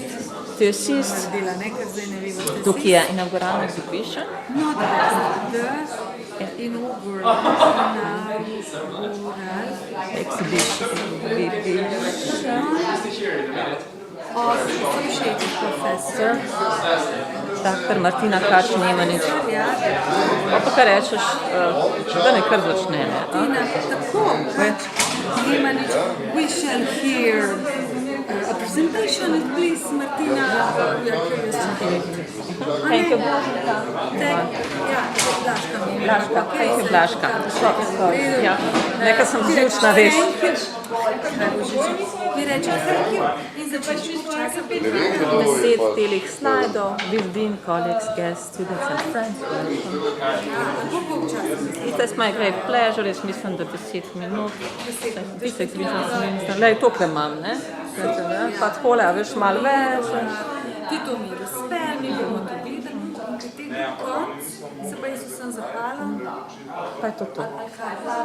Potem pa sam povabiš, hvala za predstavitev, pa lahko si ogledate te dela, si pa lahko ogledate, zdaj pa vas povabim k ogledu v živo, in pa verjetno kakšen sneg bo verjetno, ali bo potem. Povabilo na ogled. Potem se pa nadaljujejo dejavnosti, ki ste že predstavili. Super, veš, kako hvala, meni so poslali noč, ne? Takole jaz dobi pa moram samo Ne, pisati. smo prav ne menili Nadi, ker je Nada rekla. Dobro, mogoče Nada pisati. Ali pa pač ne nič hudka. Mamo, ko se zdi. Mamo, Mislim, prej ima dobro delati, ampak te dare sem že videl. Niso razumeli, da bo imel prezentacijo, ker je rekel, da bo imel pri drugem delu pogodbe, da bo imel prezentacijo. To mislim, da je tudi problem, ne? Ampak on sploh ni odzivil se noben, samo rekel, da je karkoli rekel, ima dva nista nič. A veš, kaj se tiče povezave, ne? Ne vem, sta slišala, ali nista slišala. Prosti, še nisem se zdaj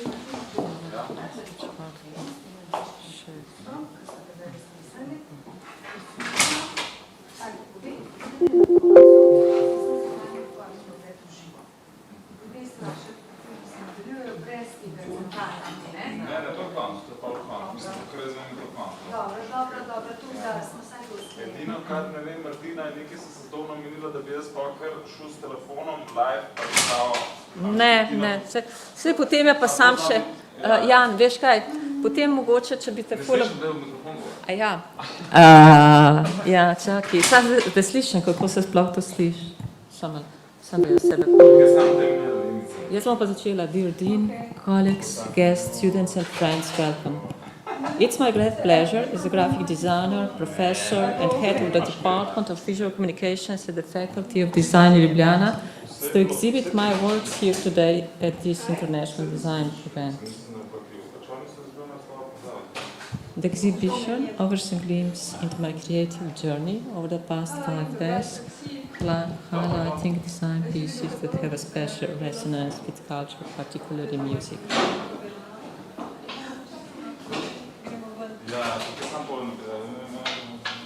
Veš kako, Jan? Čakaj sekundico. Jan, ti kar, vse sem pa tukaj malo. To reflect the world around me, interpreting and reshaping it, while continually seeking, as Professor Dušan Komnenić once observed, the best way to dress others. Allow me to introduce a few of the works featured in this exhibition. This poster emphasized the importance of connection, both globally and personally. Through the use of typographic expression, it speaks to the necessity of coming together and encourage us to strive for positive societal change. This piece explores humanity's innate connection to nature and other living beings, art, history, critique, is forming as poetic statement aimed at trusting in a better society.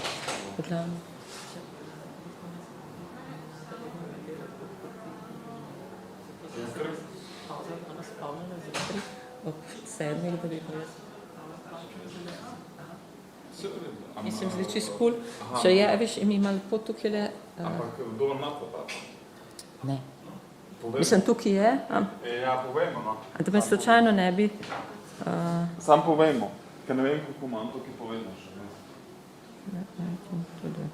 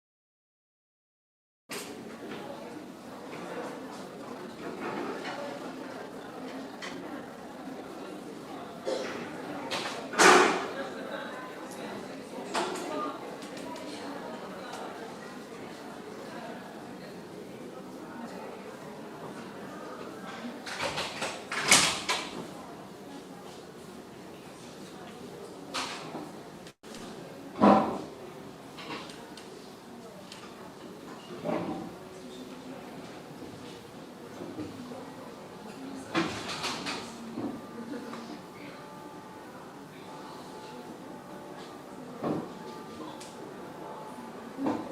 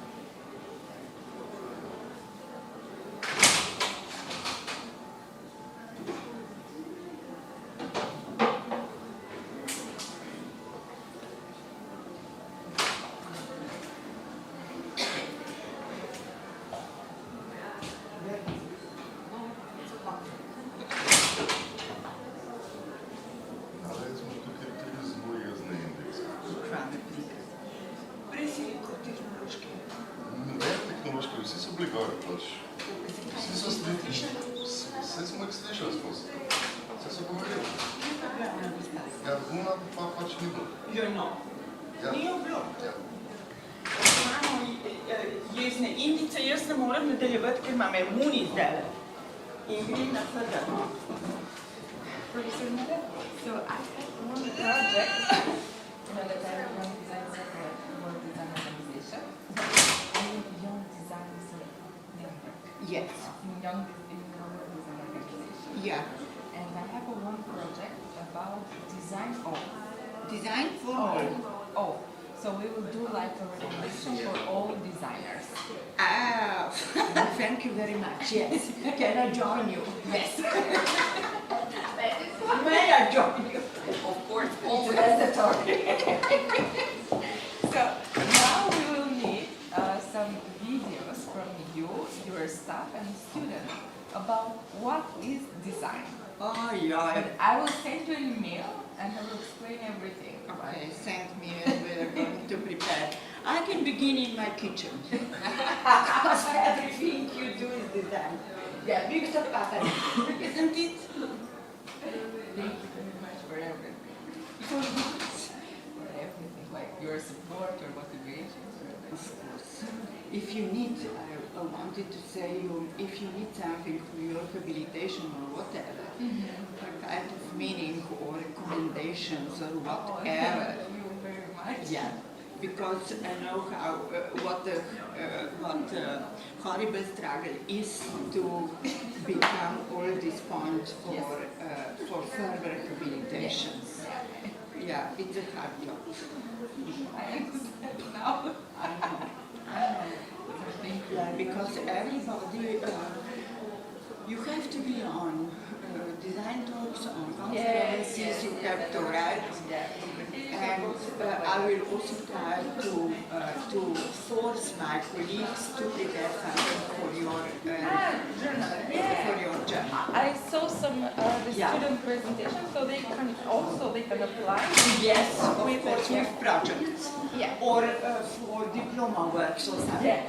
Something like that. Yeah. We now it should be now a little bit over these days, over in October. And then we rest a little bit and then we are working again very hard. Okay, then we will be in touch. Thank you. Excellent.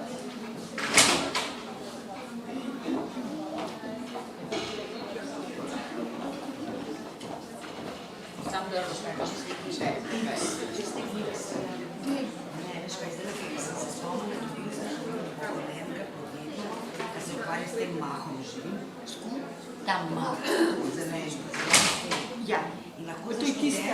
delavnico naročimo 3 pakete, po 5 kg, 45 delovnih dni. Če vidiš, absolutno naroč. Zdaj, ki je imela ono, kar sem se spomnila. Noben problem za pakete. Ker veš kaj, tisti pa perfekten, to je posušena, moje, to je tisti zmor. To so te neke mahovi, kar so neki posebni. Jaz sem to videla, ker sem bila na enem dopustu na enem otoku, enkrat je bil en gančnov hotel, se sem se tudi poslikala, cele stene so imeli stene kot njega. Zdaj nam to pomeni za delavnice. Naroč Tami, šta te rabiš?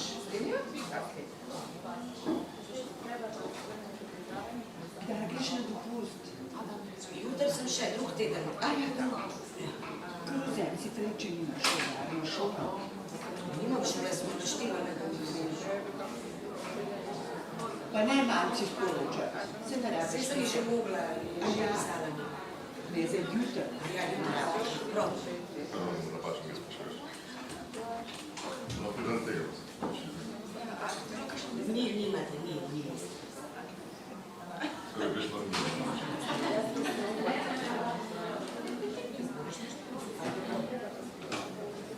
Moje, ker smo že tako smo tukaj.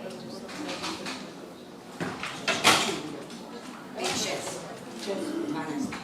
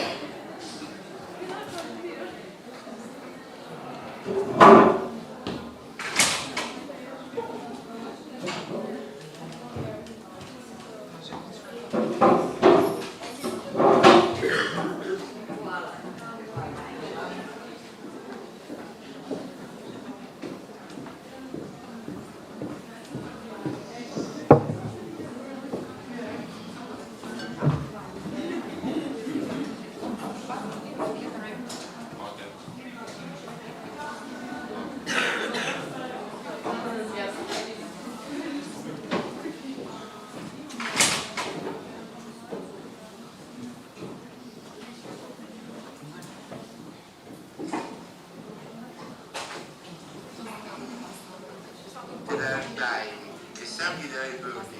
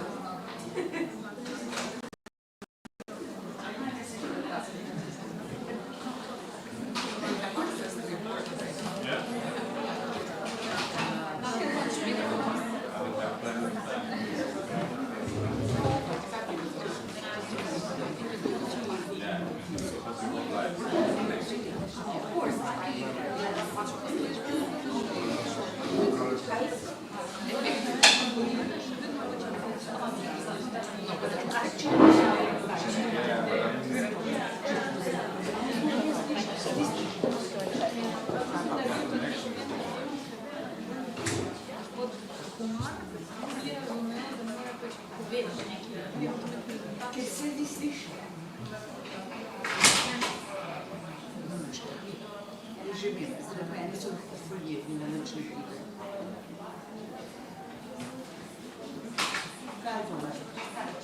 Tehnične težave. Ne tehnične težave.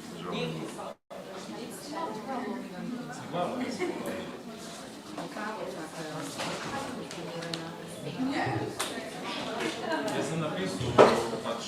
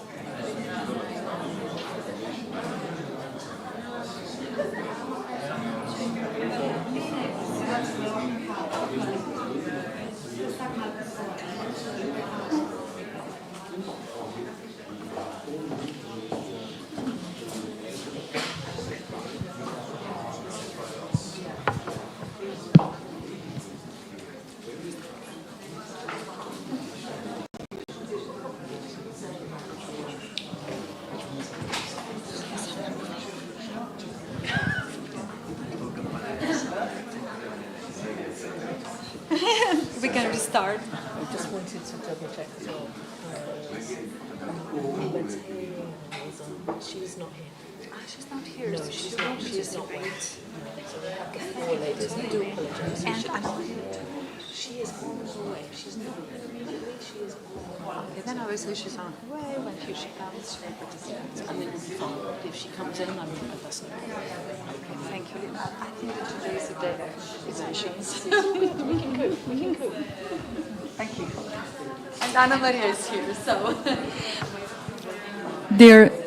Dear friends, dragi prijatelji, kolegice, kolegi, I hope that you had your coffee, although there was no coffee. So thank you for being with us again, and we should restart with another design talk. And it is very important for me to announce that the host of the design talk will be our friend, firstly, and very important person every year here with Faculty of Design, Line Elvins, who is coming from Bristol, UK. Hello, Line. So the host of our next design talk, be welcome, always with us, and I shall announce the participants. So we are happy to have here Assistant Professor Arbresha Ibrahimi, International Balkan University, North Macedonia. Hello, dobrodošli.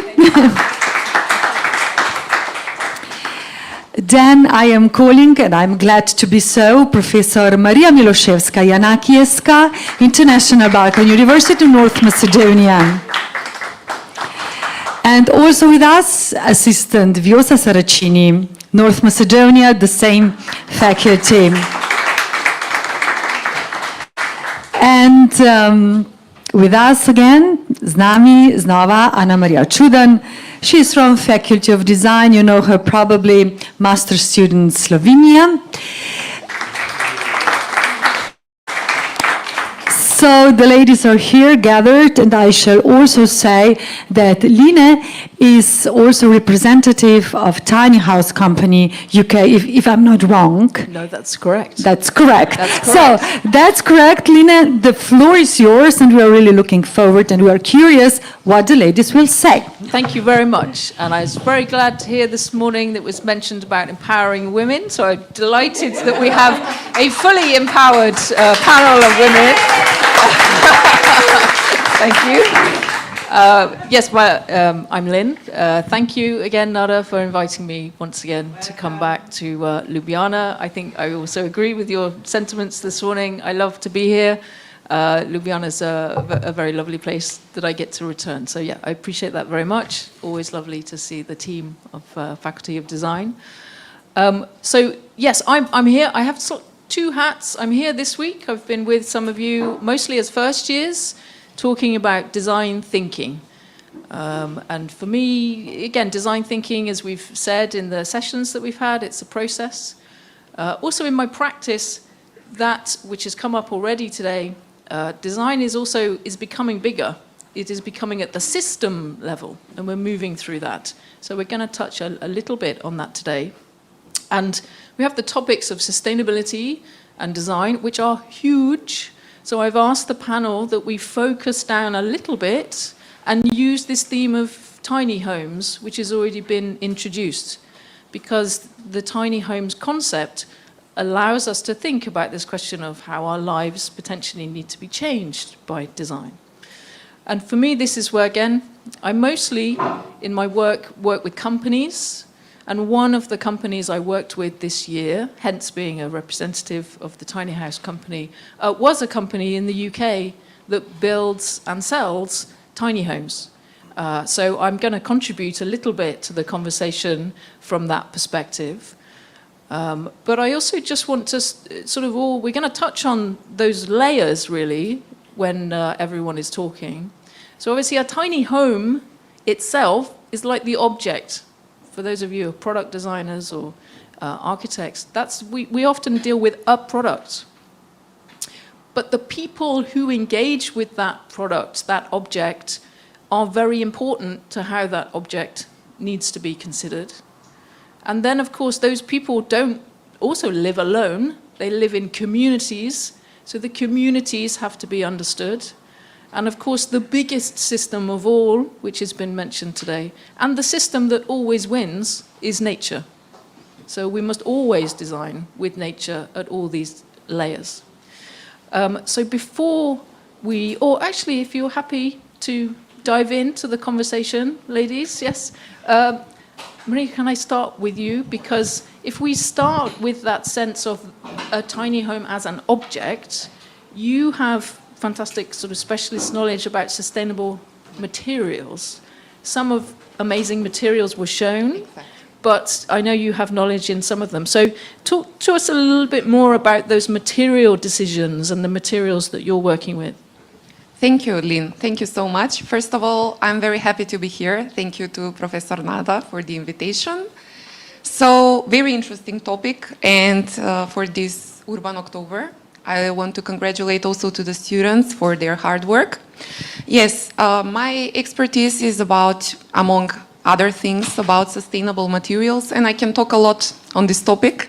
Unfortunately, we don't have that time, so I will be short. But I have a lecture later today from 6 o'clock, so the students can come and listen, so I will speak more about, on the same topic, about sustainable materials. So, sustainable materials, as Lynn mentioned, several were presented today, shortly. I recently published a book about engineered wood products, which are also part of the sustainable materials. And I think that they can be perfectly implemented in the tiny house designs. For example, cross-laminated timber, it is a structural material with good structural properties, which are, actually it has properties that are overcoming the disadvantage of the natural timber. So it's perfect as a structural material. It has a better load-bearing properties than the actual timber, the natural timber. And all the engineered wood products are actually sustainable materials. They are contributing to the circular economy. Some of them are even produced from the waste, from other processes. So basically, by using them, they all have different application. Cross-laminated timber, as I mentioned, is used as a structural material, but also other engineered wood products can be used as a furniture design, as cladding materials. All can be implemented in the concept of tiny houses. When we talk about materials, actually, it's important to speak about the embodied carbon versus the operational carbon. So, because the embodied carbon is released during the process of construction and during the process of sourcing the materials. So that is why it is very important to use sustainable materials so we can decrease the embodied carbon, because afterwards it's not possible for that carbon to be decreased. So using of locally sourced materials is also very important. It was also mentioned previously. Because if we use materials that are not locally sourced, that means that we are wasting a lot of energy for transportation so that we can bring the product from other countries to the construction site. So it's very important to use locally sourced materials, then climate responsive materials. So there's a lot to to be spoken about sustainable materials, it's not just that simple, we will use bamboo, for example, because I've heard that it is a sustainable material. But if we cannot find it locally, if we have to bring it from somewhere across the world, then that's not a sustainable material. So we have to think about many aspects when we are speaking about materials. And do you find that these aspects, again, are becoming clearer to designers when they're making their choices, or designers are still, because it can be quite confusing. Exactly. And some materials, like the recycled plastics, they sort of look like eco materials, whereas an engineered timber doesn't necessarily look like that. It looks like timber. And do you find that this is still a problem in terms of educating people? I think it is, and I think there is still low awareness of the material and what is actually a sustainable material. I think we need to increase the education process and to speak more about it, even in front of our students. For example, at my faculty, before I came to the faculty, nobody used timber in the structures in the projects. Now that I came, I started to speak more about engineered wood products, and I have a lot of students that are implementing in their projects. So speaking about it, it makes them more aware and motivate them to use it more. Perfect. Thank you so much. Thank you, Lynn. It was a pleasure. No problem. And Arabashi, did you want to make a comment on the materials, or are you happy if I... Yes, of course, you can Okay, continue. so I know like your work, again, then starts to go into the cultural side of buildings. So again, once we've maybe, built something, but how that interacts with buildings, and how your work with bringing those cultures in and considering those cultures. So yeah, tell us a little bit about that. How do you go about that? How should the design students maybe start doing those things? So mostly of the time we say that architecture without people is not architecture at all. So in that context, the community, it plays a huge role.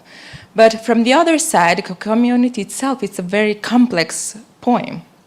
And if you're on the other side, we need to know that if we started from ourselves, the identity is very important. And like it or not, in some way, we wanted to reflect that identity.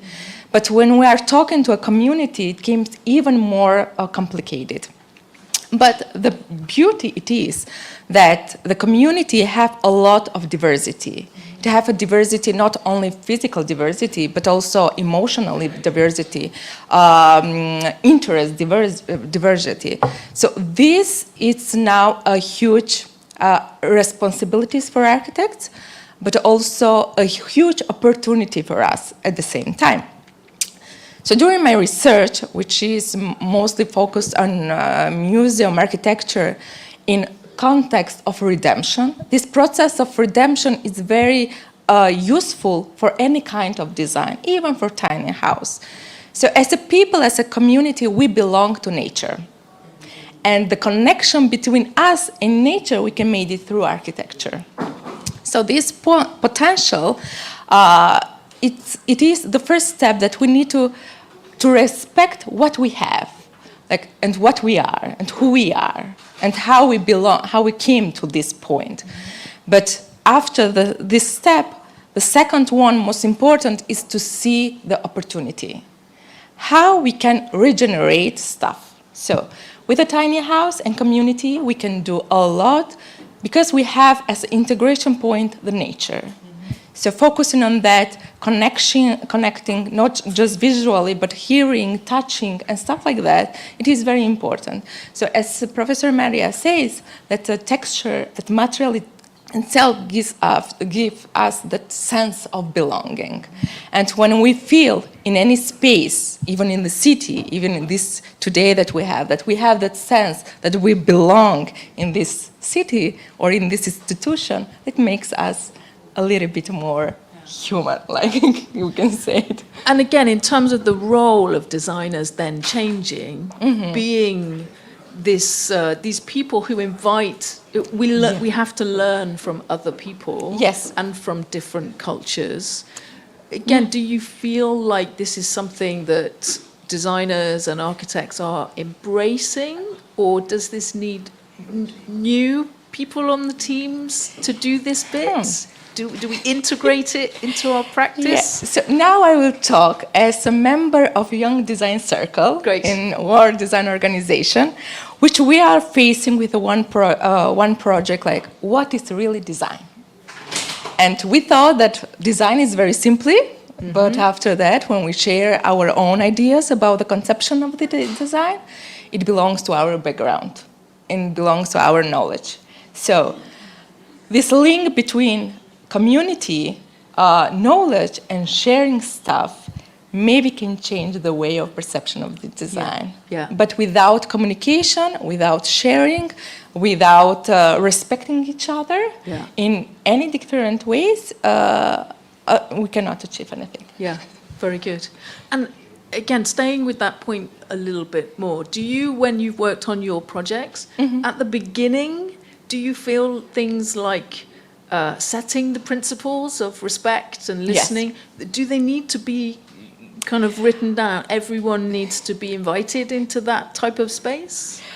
I'm a little bit strict in this context. Okay, great.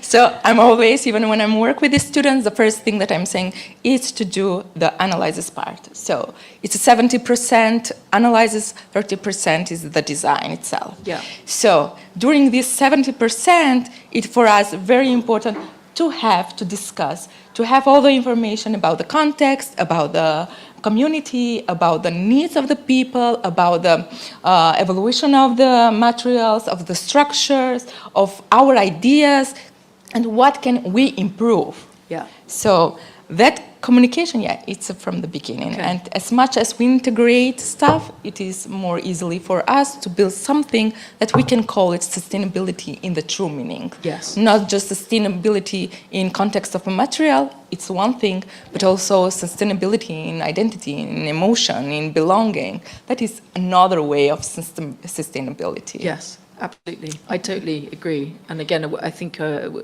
exactly like you're saying, I think too often it's just thought of as the materials at the end. Yeah. When, like you say, it's the context of how it's used. It's everything. That it's the way, again, the way that people want to live with objects or digital services or any type of design. That's great. Thank you so much. It's my pleasure. And again, I think that your point that you're making is also similar when working with the students this week on design thinking, which again, that design thinking process encourages designers to stay with the problems longer before we start trying to generate solutions. And I think all of these issues mean we have to spend even a longer time when with we understand the problem. Yeah, understanding the problem is the main point. Yeah. And being familiar with that, then we can see the opportunities. Finding just a solution cannot be even responsible, but also neither sustainable. Yeah, perfect. Thank you so much. Anna Maria, I'm going to move across to you because your thesis when you're here at the Faculty of Design was on co-working spaces, so slightly different to tiny homes. But if we did have communities of people living in tiny homes, they would still be going to workspaces and that would still be part of their life. But when you were engaging your community of students around co-working and tell us a little bit about that and what you found most insightful from your work. I now am an ex-student council president, so I talked a lot with students, so that was very valuable for me, especially in the era of COVID, let's say. And I could see the shift of values. That was a big thing with the students, because once the COVID hit and we all had to stay at home, nothing material really mattered anymore. So we had to turn around and look at our friends and see how, like, in what communities we are engaging and what is the knowledge that we are receiving and what we want to spread to the world, what is our kind of essence, and also we became more inner focused, let's say. And I think this is also the perception that is changing, especially in the Gen Z, now also with the living problematics, etc. So tiny homes became, I think, a logical consequence because people started improving themselves, started self-growth, mental health became a big topic, etc. And I think that living in a tiny home, in a smaller home, is way tougher than living in a big home, you know? Because you have to rethink each square meter in which you're living, and you have to really see the purpose of each square meter that you're using. And I talked to my friend who is same age as me, and he's living in a tiny house, in a tiny home, and he said, you know, you would think that it's much more complicated to live in such a small space, but actually, you know, you can quickly adapt to different habits. It's way simpler to keep the space clean. You know exactly what you need, and also the small space kind of encourages you to spend more time outside, you know, and be more connected to the nature. And here is where we kind of come back to how we as people have this need to be connected to nature again. And I'm also happy because you talked a bit about the materials, about those topics. I think that the trend kind of flipped since maybe in the architectural projects years ago, you wanted to use bamboo, for example, because it didn't look something that comes from your environment, from a local environment, but you wanted something special, something new, you know? And implementing those kind of materials was fancy. But now it flipped to versus being fancy, having wood from basically your forest, you know? And this is something that became much more valuable, and I'm super happy that this shift happened. Yeah. No, that's great. And again, I think your example is a really lovely story of exactly how the product, the tiny home, impacts then how people then live. So although as designers we need to take into account how people want to live, but by creating the objects or the homes, we then change them. So there is always constantly this relationship between objects and people and nature. And it's also maybe kind of experiment, you know, living in a smaller space always gives you new challenges of how you will do different things because your habits maybe had to change in a smaller space. And it's always an experiment, and you can basically design your own space in a different way because it's more challenging. Yeah. Very good, thank you. And if we then go all the way up to our relationships with nature, how do you, again, do you feel, Vjosa, that we are understanding and properly incorporating our relationships with nature, or are we only just beginning to maybe change the way we do that? I think, as my co-speaker also mentioned, that it's very important that we are realizing how connected and how back to nature people are really striving to be, because we have become accustomed to living indoors, staying indoors, and post-COVID, this idea of how luxurious the outside world is to humanity in general really set deep within every person, that outside has become this area that not everyone can be at all times. So I think that now with the idea of tiny spaces or tiny homes and smaller spaces, we're also being forced to think of how we can also coexist in a way with the nature around us, because we are being forced to think not only about our inhabitation inside, but also where we would want to be outside. So in a way, it's awakening people in a different kind of aspect, because we're now thinking outside of the box, so to speak, or outside of our homes. And in that regards, it is also becoming a bigger issue and a bigger conversation as to how these natural landscape and spaces are to be occupied, and in which way we will leave a mark on them, or rather in which way we will use them, but also not maybe damage them furthermore. And I also would like to point out just a quote from the previous director of the UN Population Division, which mentioned that managing urban areas has become one of the most important development challenges of the 21st century. And I think that this is very impactful to this day, and it's going to continue to be something that we will look into and something that we will have to manage, and we will definitely have to be thinking in many different ways as to how we can have this living together between people inside houses and outside with nature. Fantastic. And I know we were speaking a little bit yesterday evening, and obviously there's a role then in terms of urban spaces with planners. So, I mean, do they come into the design space, or are they separate, do you think? Do you see them being involved with architects and talking about the wider side? And obviously all of you, I can see nodding, so please feel free to comment about, again, that relationship beyond the community to the people who design the cities. I think it should be very closely related.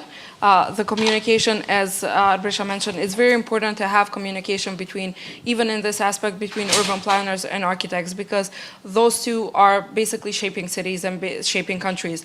And that is the connection that we can have between people and cities. So it's not just one person designing in terms of all. It should be an open conversation that everyone should be involved, from the larger aspect to the smaller aspect. So even if it's not just urban planners and architects, but citizens as well. Yeah. It's social, also cultural, and also the designer approaches that need to be taken into consideration as to how a city can be more sustainable, more a bigger quality in terms of living and spaces to have in the future. Great, thank you. Was there any, I think... Yeah, maybe just a thought is that above all, there is a concept of being flexible, you know, flexibility, because for our generation, this is a big topic. As we travel a lot, as we tend to work remotely, you know, to be as flexible as possible, this way of living is also teaching us how to be flexible and how to maybe have a park as a alternative living room, basically. So, yeah. Very good. Thank you. It's something related to inclusion and regeneration. So inclusion of all aspects that we have, but also regeneration of the space, like multifunctional in the same time. That will be another topic that we have to discuss according to this tiny house. Yes, many complexities. Yes, it's like all the layers are moving, I think. And this is tricky as also for new, I think, students coming in.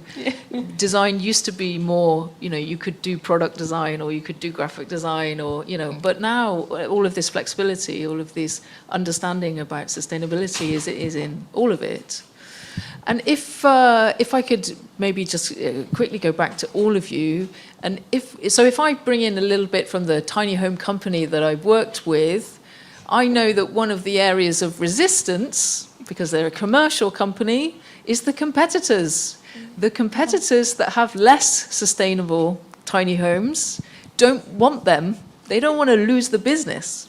So they will push back, and they will make out that their tiny homes are better than this company who actually has embedded more sustainability knows. So, and also coming back to planning, certainly in the UK, land laws with tiny homes are very complicated, and they stop a lot of tiny home development for people even who want to do them. Do any of you feel that there are areas of resistance that you see? And I suppose if I come back to the materials, we talked a little bit, it can be quite complicated to get people to change, but do you feel that you do see one type of resistance sometimes, or a way that people resist, you know, new engineered timbers or... Exactly, yeah. People are, with new materials and new technologies, are a little bit skeptic always, because it's not tested yet. It's not like it's an experimental stage. We need to see how it will behave, which is true, actually. We have new materials, but we cannot know how they will behave. We can make tests in laboratories, we can make hundreds of things to test them, but we don't know how they will react in real life. And after a few years, for example. But the old materials, they were tested for a long time, and some old technologies and strategies that were used actually were developed by mistakes. So they knew that something is not working, and then they changed, and and actually we are now going back to some old strategies, using straw bale, which was used in the past, which was shown that it is a good thing. Okay, so we then have that. That's interesting. Yes, yeah. So it's normal to be skeptic about something new, because it's not tested. It's something that we perceive it as not proven to be good. Yeah. It needs to be implemented, it needs to take years so we can see whether it is good or not. Yeah. So people more are trusting some practices that were used in the past and they were shown that they are a good choice compared to something which is completely new and innovative. Yeah, yeah. So again, we maybe need the courage for people to but it's human, actually. It's human perception, and we all think like that. Yeah. You know, when we have a proof that something is good, we trust that. If it's something new, we need to wait for the proof. Yes, yes. And I think, again, it's a very good point. And I know the tiny house company that I talked to, they found that as well. People are a little bit like, well, show me the one that's been there for 20 years. Exactly. And then I'll buy them. Yes. But it's like, but we need some people to buy them now so that we can show that they will be perfectly fine. And it's difficult to overcome this. It's difficult, yes, to convince the people, especially regular people. I mean, users. Yeah. You have to be in their shoes to understand what they feel, so that you can try to convince them that they can trust you. Yeah, fantastic, thank you. And again, I mean, culturally, do you see areas of resistance to the sort of more open, taking more time, inviting different cultural perspectives in? So in that context, need to be a disciplinary project, like showing the people that we have those tiny house. You can experience it for 1 day, 2 days, coming back, going again for 1 week, so on. So it is more in how we can manage, combine all of interdisciplinary aspects that can promote those tiny houses. But directly moving there, I think that it's not possible. Okay. Slowly we get to know a little bit more familiar to be with those tiny houses. For example, I'm a claustrophobic. And if you tell me, do you move there and for free, I am for sure that I will not do it. Okay. But if you tell me that you can enjoy for 1 hour, maybe yes. Okay. So slowly, again, a bit like design experiments. Yes, Little, slowly. small testing, move forward, but always move forward. Yes. Always try. Not to stop. Yes, exactly. Perfect. And again, Anna-Maria, resistance that you see? As a business developer, now this is my kind of career path. So this topic kind of really is close to me, and I have to convince people all the time, you know, for different things, for innovations, to try them, etc. But it's funny because there was another flip, I would say, from companies kind of hiding, you know, the things that they maybe didn't do so good as they could, or maybe something wasn't optimal, etc., to the transparent side. Okay, we didn't do it perfectly this time here, but it's functional, it works like that, but we will tell it and communicate it transparently. So this is also a point where people kind of build this trust on being super transparent with everything. So that's very valuable for me. And again, I think that point also speaks to another point made today about ego. We have to leave the ego if we're going to say, sometimes it didn't work, we'll do it differently, there's more room. So yeah, that's also part of that change. Yeah, exactly. We have just to accept that, of course, everything can be improved. There is just a scale, you know, of moving too perfectly, but nobody is there yet. Yes, right? yes. And yes, again, always it's about the process. Yeah. Absolutely, yes. Perfection sometimes is a problem for designers. It stops us. We like it to be perfect. And again, so resistance, do you see resistance? Well, as you mentioned, in urban planning, it becomes a problem as to how those would be qualified, because we think in, I guess, grander scale, so smaller scales are something that are not as openly approached as they should be. But I think if, in those concepts, as we also had a conversation yesterday, it would be beneficial if it was thought of maybe starting from a community and then moving towards smaller, tinier houses. Maybe if we see a tiny house concept in a community-based area, maybe even the city or the grander scale will be able to approach it and accept it differently, because then we're talking about a general community of people and not just one person living in one small space.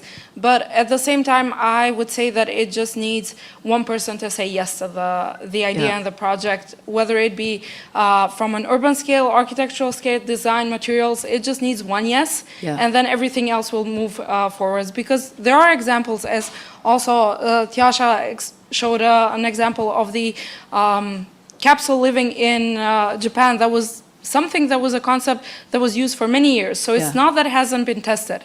It just needs for the rest of the world, in a way, to accept it and be like, okay, let's give it a try, and then see how it goes on. And yes, as Ana Maria said, it's okay if it fails, and it's okay that we learn from that failure, and we will be better at the end of it as a future result. Very good. Thank you very much. I'm going to stand up just the last bit as I finish up, because I'm going to pose a question to everybody. So you've already sort of slightly answered this question, Abresha. But the question that I'm going to just ask the others, including myself, is again, would you live in a tiny home?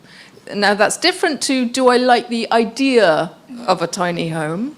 But you say, if I actually said to all of you, you now change and you have to go live in a tiny home, I'll come back in a moment, but we'll do a show of hands if that's okay. Your point about being claustrophobic is a good one. I know that I like the idea, and I did look into the idea of tiny homes. My partner just said to me, I'm not living in a tiny home with you. You're too untidy. We would need a tiny home each. So, which then slightly changes the concept. If everyone just has their own individual one, we're maybe back to houses and apartments and things like this. But yes, so I think you've maybe said maybe, but questions? I question this. I give it the answer about this question, but I can add just one thing. It is human ego. Okay. What is for us luxury? Yeah, it's a tiny home, or big houses, or the nature. Yeah. If we see that nature is luxury for us, it's easy to adapt. But if we have another context, that it will be very hard. So again, changing perspectives. Yes. Very good. Maria, would you live in a tiny home? So I have to mention now the three of us are accommodated in a very tiny hotel room, like very tiny. Yes. Not just in square meters, but in volume, because it's in an attic space. So it's according to none of the standards. Okay. But we are doing just fine. But great. This is for 3 days. I would love to say yes, but I think that I should change a lot of things. Yeah.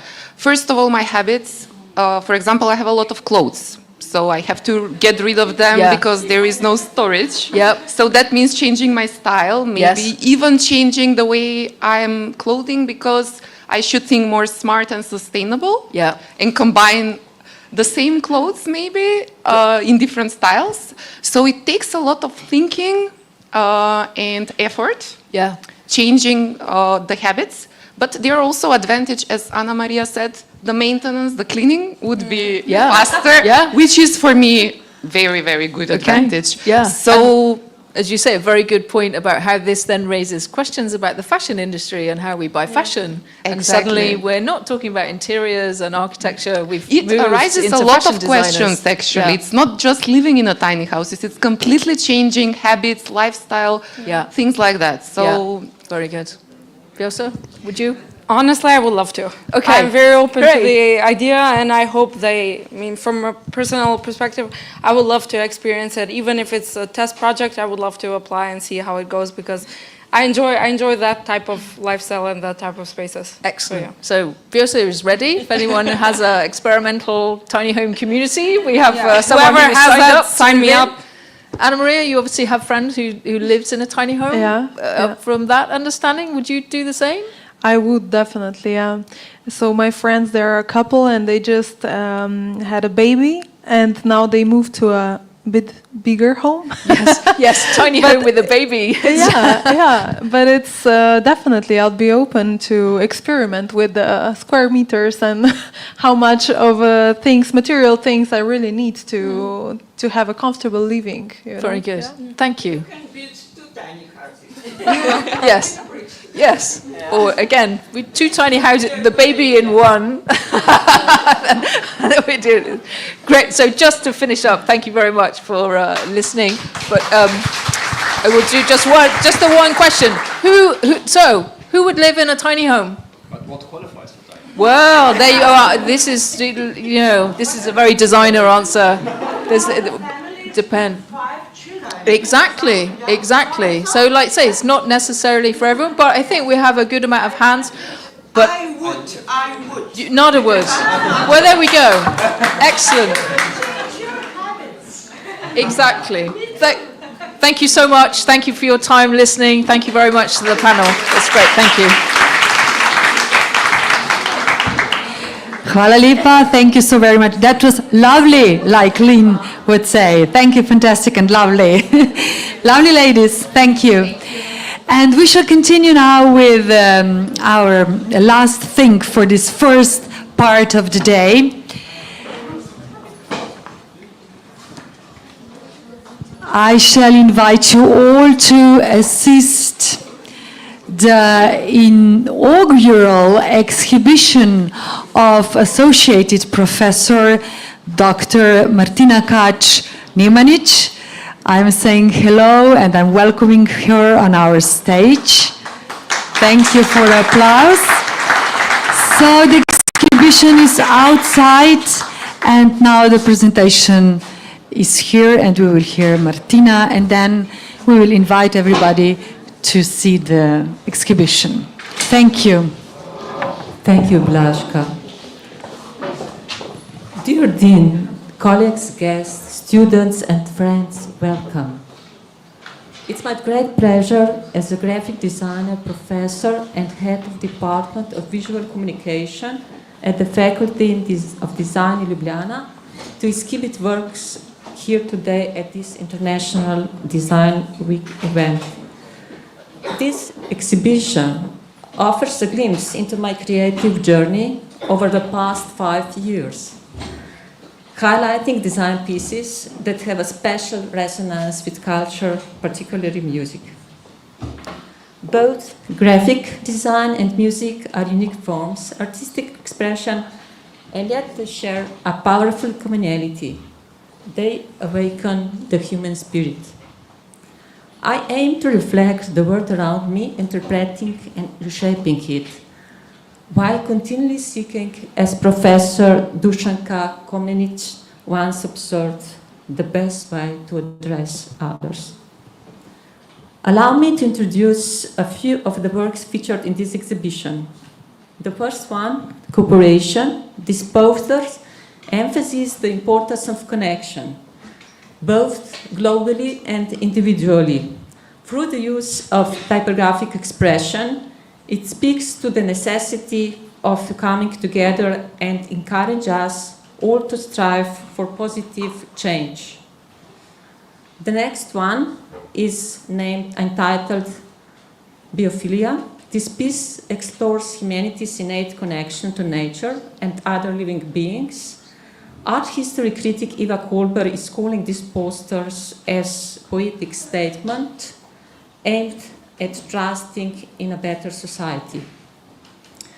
This poster conveys the valuable message that we all have the power to contribute to a better, more beautiful planet. Each action, no matter how, can inspire greater change. And in this work, I harness the emotional immediacy of design to convey a profound message. And Professor Wanda Jurković observed that the topics are intelligently interpreted and behind each one lies a thought-out idea that invites reflection. Standing here today, I feel a deep sense of connection to my colleagues and students at the Faculty of Design. I must say that your kindness and your support have really deep it really touched me a lot.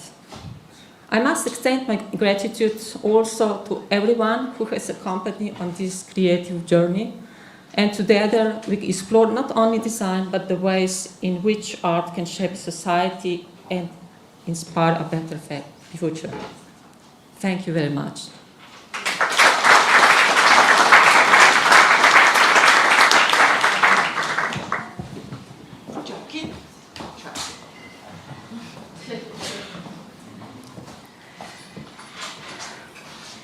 To, kar bi mogla na začetku povedati, bom pa zdaj povedala.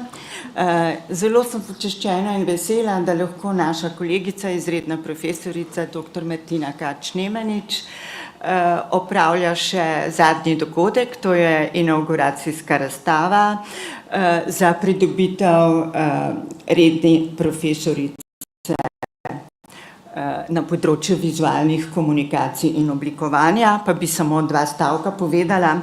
Martina Kač-Nemanič je grafična oblikovalka, pedagoginja in predstojnica katedre za vizualne komunikacije na Fakulteti za dizajn v Ljubljani. Njeno ustvarjalno oblikovalsko delo se navezuje na različna umetniška področja, namreč ne samo vizualne komunikacije, pač pa tudi arhitektura in slikarstvo. Habilitirana je na področju vizualne kulture in komunikacije, ima znanstveni in tudi umetniški doktorat. Sodelovala je pri številnih domačih in mednarodnih projektih, ter za svoja dela prejela številne domače in tuje nagrade ter priznanja. Prizadeva si tudi za sodelovanje z drugimi fakultetami in tako poučuje tudi na Univerzi v Mariboru na smerih tehnologije tekstilnega oblikovanja in inženirskega oblikovanja izdelkov. Posebno pozornost posveča ugledu in promociji Fakultete za dizajn in njeni mednarodni povezanosti in pojavnosti tako v Evropi kot svetu, predvsem za svojimi razstavami, kjer razstavlja na tujih umetniških dogodkih. Med kolegi in študenti na Fakulteti za dizajn se počuti odlično. Velik pomen zanjo predstavlja medsebojna povezanost, empatičnost, osebna rast, predvsem pa strast do umetniškega ustvarjanja. Tako da jaz sem zelo vesela, da smo skoraj na koncu pred nazivom redne profesorice in bi si želela čim več tovrstnih dogodkov. Tako da res čestitam za tale zadnji dogodek. Tole rožico ti poklanjamo. Izvoli, Martina.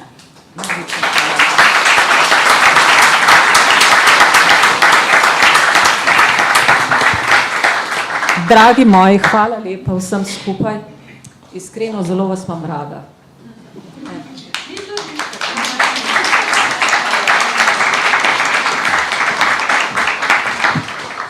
No, to so bile zelo lepe besede, izrečene tako dekanjine, kot seveda Martinine. Zelo vas imam rada, to radi slišimo, velikokrat bi bilo zelo lepo, da bi slišali. Jaz pa mislim, da smo končali prvi del današnjega dogajanja, ki se bo nadaljevalo okoli 2, ko bomo sodelovali pri drugih dejavnostih. Vidim, da je gospa dekanja nasmejana, zato se lahko nasmejimo tudi mi, zlasti kolegice in kolegi. Najlepša hvala vsem, želimo vam uspešne dejavnosti in happier world, kot smo danes slišali. Radi vas imamo, hvala lepa.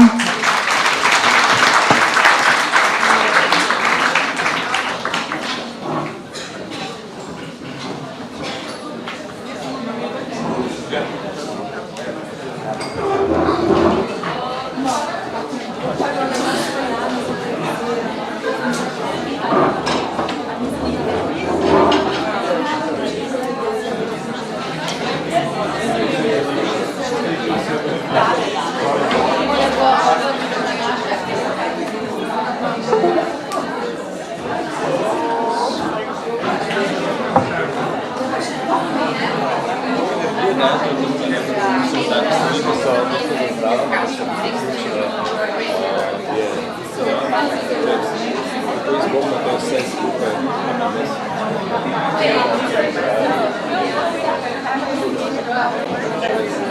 you.